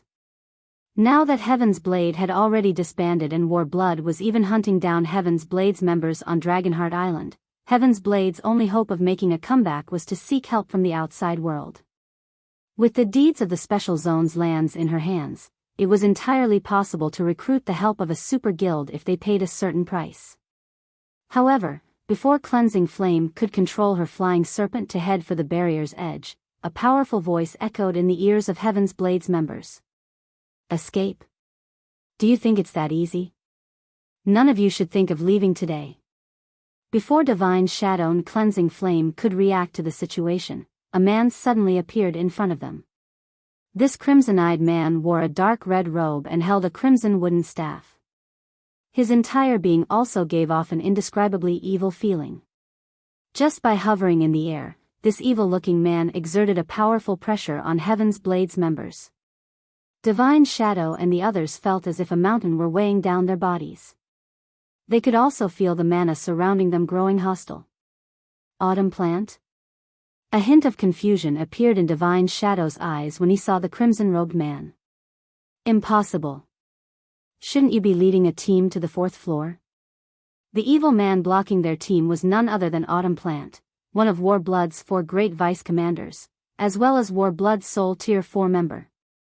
As a great wizard, he was in existence capable of destroying half of a small island with one attack. Previously, Autumn Plant had even single-handedly wiped out tens of thousands of 13 Thrones' experts using a single Tier 4 large-scale destruction spell. Over 20 of the casualties were Void Realm experts, and 3 were Domain Realm experts. As a result of this severe loss, 13 Thrones had no choice but to back off from competing with War Blood. After this battle, Autumn Plant had also been crowned the undisputed number 1 player on Dragonheart Island. Meanwhile, it was because they had caught wind that Autumn Plant had left for the World Tower's 4th underground floor that they had attempted to escape Dragonheart Island. Yet, now. Ha ha ha. If I didn't visit the 4th floor, would you remnants be willing to come out? Autumn Plant sneered contemptuously as he looked down on Divine Autumn and the others. You tricked us. Divine Shadow clenched his fists in anger. He never thought that he would fall for Autumn Plant's trap. We've always been rivals in the past. Now that you've gotten promoted to Tier 4, I want to see just how strong you've become. After saying so, Divine Shadow activated his Berserk skill, his aura skyrocketing to the point of rivaling Tier 4 mythic monsters. At this time, if comparing purely in terms of aura, Divine Shadow was not the slightest bit inferior to Autumn Plant. Fool. When Autumn Plant sensed the intensity of Divine Shadow's aura skyrocketing, his scion remained unchanged. Instead, he merely waved his hand. Before Divine Shadow could react, over a dozen crimson chains appeared out of thin air and bound his body. And despite struggling with all his might, he couldn't break free from their restraint, no matter what. On the contrary, his resistance weakened as time passed. How is this possible? Cleansing Flame was stunned. Divine Shadow was one of Heaven's Blade's few domain realm experts. With his Berserk skill activated, logically, he should be able to put up a good fight against a Tier 4 player. Yet, Divine Shadow was captured instantly. Autumn Plant had thoroughly shattered their understanding of Tier 4 existences. Humph. You people don't know just how massive the gap between Tier 3 and Tier 4 classes is. Do you really think you can turn things around when going up against me? Looking at Cleansing Flame's stunned expression, Autumn Plant sneered, let alone one domain realm expert. Even 10 domain realm experts working together won't last more than 3 moves against me. Realizing the difference between them, Divine Shadow turned to Cleansing Flame and the others and shouted, damn it. Damn it. Everyone, kill yourselves. Don't let him capture you. Don't even think you can kill yourselves so easily. Autumn Plant said, brandishing his staff. The next moment, blood-red chains appeared from the void and bound Cleansing Flame and the others, preventing them from moving their bodies at all. The difference between the two sides was clear for all to see. How can a Tier 4 class be so powerful? Divine Shadow and the others stared at Autumn Plant with disbelief. They had seen Shifeng's battle video during the Reserve C competition at the War God's Temple. In their opinion, although Tier 4 players were powerful, they were not an insurmountable opponent. However, they actually couldn't offer even the slightest resistance to Autumn Plant. The strength Autumn Plant displayed far surpassed Shifeng's. While Heaven's Blade's members were shocked by the massive gap in strength between them and Autumn Plant, Warblood's other members caught up with them and secured them. Alright, take them to the NPCs. Looking at Divine Shadow and the other remnants of Heaven's Blade, Autumn Plant smiled and said, now that we've caught 2 big fish, I refuse to believe that Zvi won't submit. It's over. It's over. Everything's over this time. Divine Shadow fell into despair when he saw Heaven's Blade's captured members. I've truly doomed you guys this time. The only reason why they had decided to take on such a risky operation this time was the misinformation he had believed. Now, everyone was doomed because of his foolishness. After all, if players were imprisoned by NPCs, nothing would change even if they forcibly logged out of the game. They would still reappear in prison after they logged back into the game. Unless they could break out, they would have to spend at least 15 days in prison. A 15-day gap was more than enough for everyone to fall far behind God's domain's frontline players. However, as Divine Shadow was falling into a pit of despair and self-reproach, a horned eagle carrying 4 people suddenly came flying over from a distance. To everyone's surprise, the horned eagle actually sported Heaven's Blade's flag extremely conspicuously. More remnants of Heaven's Blade? Seeing as they have a horned eagle, it seems another big fish has arrived. Autumn Plant's lips curled up in delight when he saw the horned eagle. Read latest chapters at Wuxia World. Meanwhile, this unexpected situation also confused Divine Shadow and the others. They couldn't understand why one of Heaven's Blade's horned eagles would be flying to them from outside Dragonheart Island. However, when they recalled Autumn Plant's capabilities, they immediately began shouting at the people riding the horned eagle to escape. Although Tier 4 players could fly, their flying speed wasn't comparable to flying mounts. Hence, it was still possible to escape if the horned eagle flew at full speed. Escape? Do you think that's possible? After saying so, Autumn Plant used instantaneous movement and rapidly approached the horned eagle.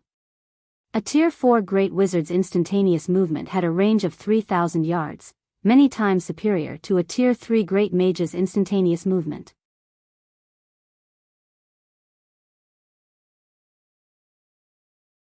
Chapter 2796, Black Flame's astonishing appearance. When Divine Shadow and the other Heaven's Blades members saw Autumn Plant teleporting away, their eyes turned bloodshot, and they desperately tried to stop him. Unfortunately, none of them managed to break free of their restraints, and they could only watch helplessly as the scene before them continued playing out. Damn it. At this moment, Divine Shadow couldn't help wondering why Autumn Plant had managed to get promoted to Tier 4. In terms of combat standards, Autumn Plant couldn't even rank within Dragonheart Island's top 20. The only advantage he had was his race as a half-elf, which granted him a slightly better affinity with mana. However, the promotion quest of half-elves was also much harder than that of humans. For the sake of balance, races with strong talents in God's domain would often find their talents becoming shackles that prevented them from advancing. Hence, not many players were willing to convert to other races. Only those with incredible willpower would take this risky path. As proof of the limitation of other races, Autumn Plant had gotten promoted to Tier 3 slightly later than players of similar levels and combat standards.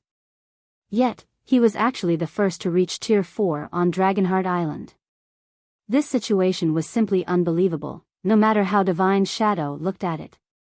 In reality, though, Autumn Plant's promotion to Tier 4 was a complete accident. It wasn't something he had actively sought to accomplish. Instead, his promotion was related to the legacy of his hidden class. Vice Commander, we don't have many horned eagles.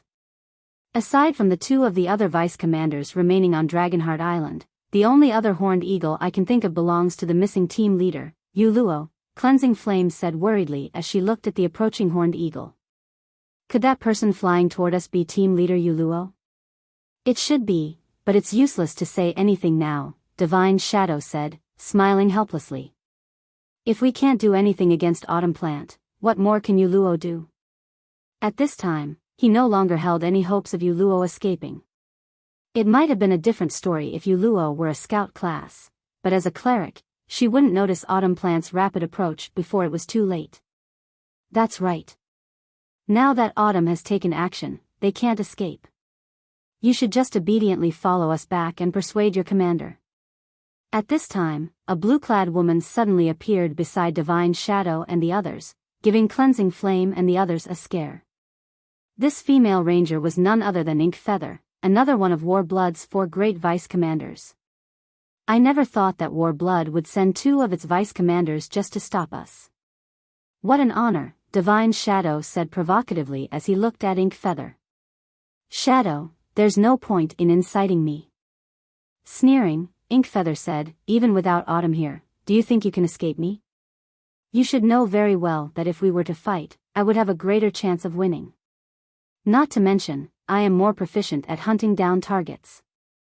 At Ink Feather's words, Divine Feather stopped speaking as a domain realm expert himself. He had to admit that Ink Feather was powerful. Previously, he could still beat her when she had yet to reach the domain realm. At present, however, not only was Ink Feather in the domain realm already, but it was even rumored that she had obtained a fragmented legendary bow. Her strength was incredibly close to catching up with Tier 4 existences. Hence, in an actual confrontation, the chances that he would lose were indeed very high. You don't have to worry. Yuluo won't be in any pain. Looking at Divine Shadow and the others, Ink Feather smiled faintly and added, she'll soon be like you. Once within Autumn's sight, nobody can escape.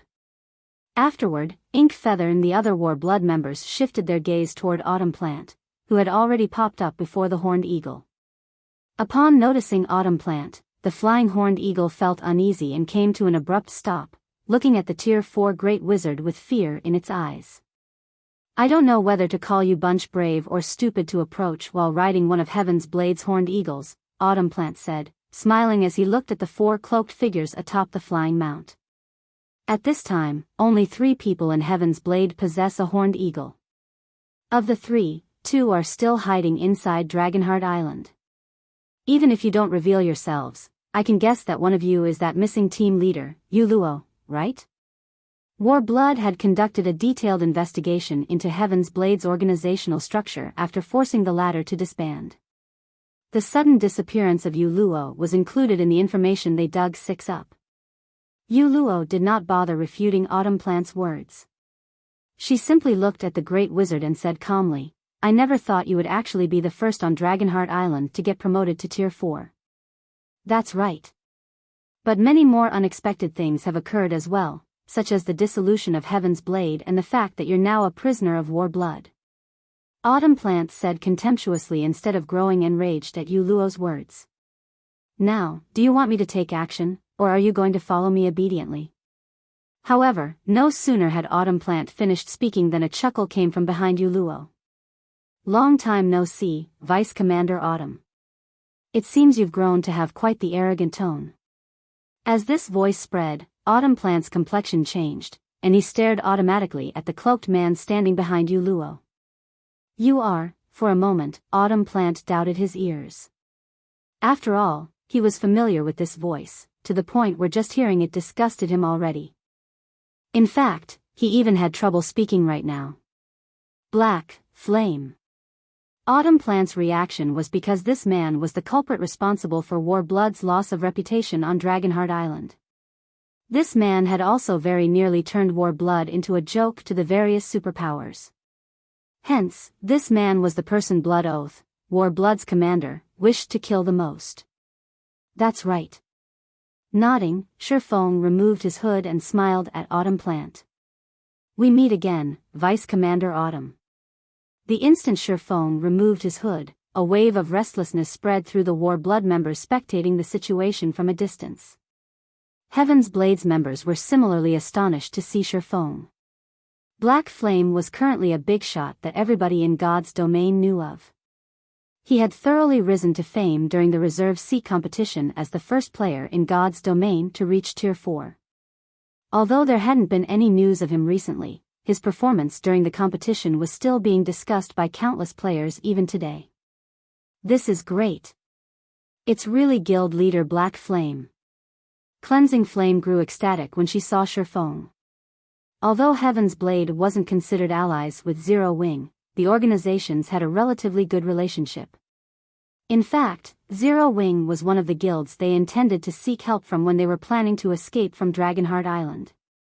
The arrival of Zero Wing's guild leader was undoubtedly a wonderful situation for Heaven's Blade. Moreover, Shifeng was a Tier 4 player. Even Autumn Plant shouldn't dare act recklessly before him. However, as Cleansing Flame and the others were rejoicing, Ink Feather sneered at them. "Don't celebrate too soon. Black Flame's appearance here is just perfect." Looking at Shifeng's distant figure, Ink Feather smiled faintly. He turned Warblood into everyone's laughingstock previously. Now, we'll let him know that he won't get off scot-free for interfering in Warblood's matters. After saying so, Ink Feather shot a dazzling arrow into the sky, which was visible even from 10,000 yards away. Immediately afterward, the Warblood members patrolling on speedboats in the vicinity each took out a stone with strange runes engraved on it. They then began frenziedly pumping their mana into the stone.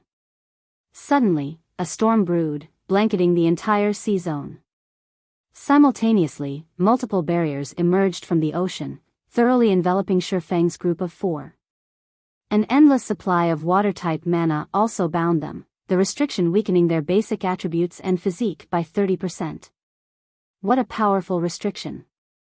Shifeng was a little surprised by this situation.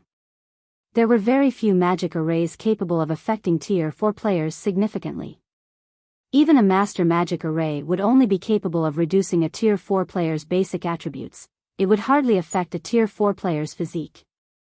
Nevertheless, the magic array used on them had reduced both their basic attributes and physique by a significant margin.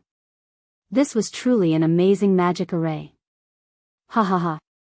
Black Flame, you've really barged your way into hell now. Autumn Plant burst into delighted laughter when he saw that the magic barrier had taken effect. We originally intended this sea prison to be a present for Heaven's Blade Svi. Now, though, we're giving it to you. What do you think? Under normal circumstances, Autumn Plant would still have to be afraid of Shifeng. After all, Shifeng was the first player to reach Tier 4. Hence, Shifeng's understanding of Tier 4 classes should greatly surpass his own. There was also the fact that the moves Autumn Plant had employed against Tier 3 players would have hardly any effect on Tier 4 players. However, the situation was different now. The sea prison was a magic array capable of suppressing even Tier 4 existences significantly. While a 30% reduction of basic attributes couldn't be considered significant, a 30% reduction of physique was massive. Such a suppression would basically reduce a Tier 4 physique to the Tier 3 standard. With such a huge difference in physique, even if Shifeng possessed astonishing basic attributes, he wouldn't be a match for Autumn Plant. This sea prison is not bad, but you wasted it for nothing. After observing the runes on the barrier, Shifeng found that this ancient magic array's current performance could only be considered half-baked at best. At the very least, it needed over a dozen master magicians to exhibit its capabilities fully. What arrogance! Upon seeing Shifeng's nonchalant behavior, Autumn Plant brandished his staff. Death is already knocking on your door. I want to see just how long you can keep up your facade. Read latest chapters at Wuxia World. After saying so, Autumn Plant summoned several dozen crimson chains that shot at Shifeng. Tier 4 legacy spell, Bloodbound Lock. However, just as the crimson chains were about to reach Shifeng, a ripple of mana came from his body and stopped all of the chains cold 1 meter away from him. Afterward, a voice entered Autumn Plant's ears. This binding spell is pretty good. Unfortunately, you used it on the wrong person. You're tuning into the Biyao's Wuxia Chronicles YouTube channel. Don't forget to subscribe and join us on this journey to catch the most captivating stories. Oh.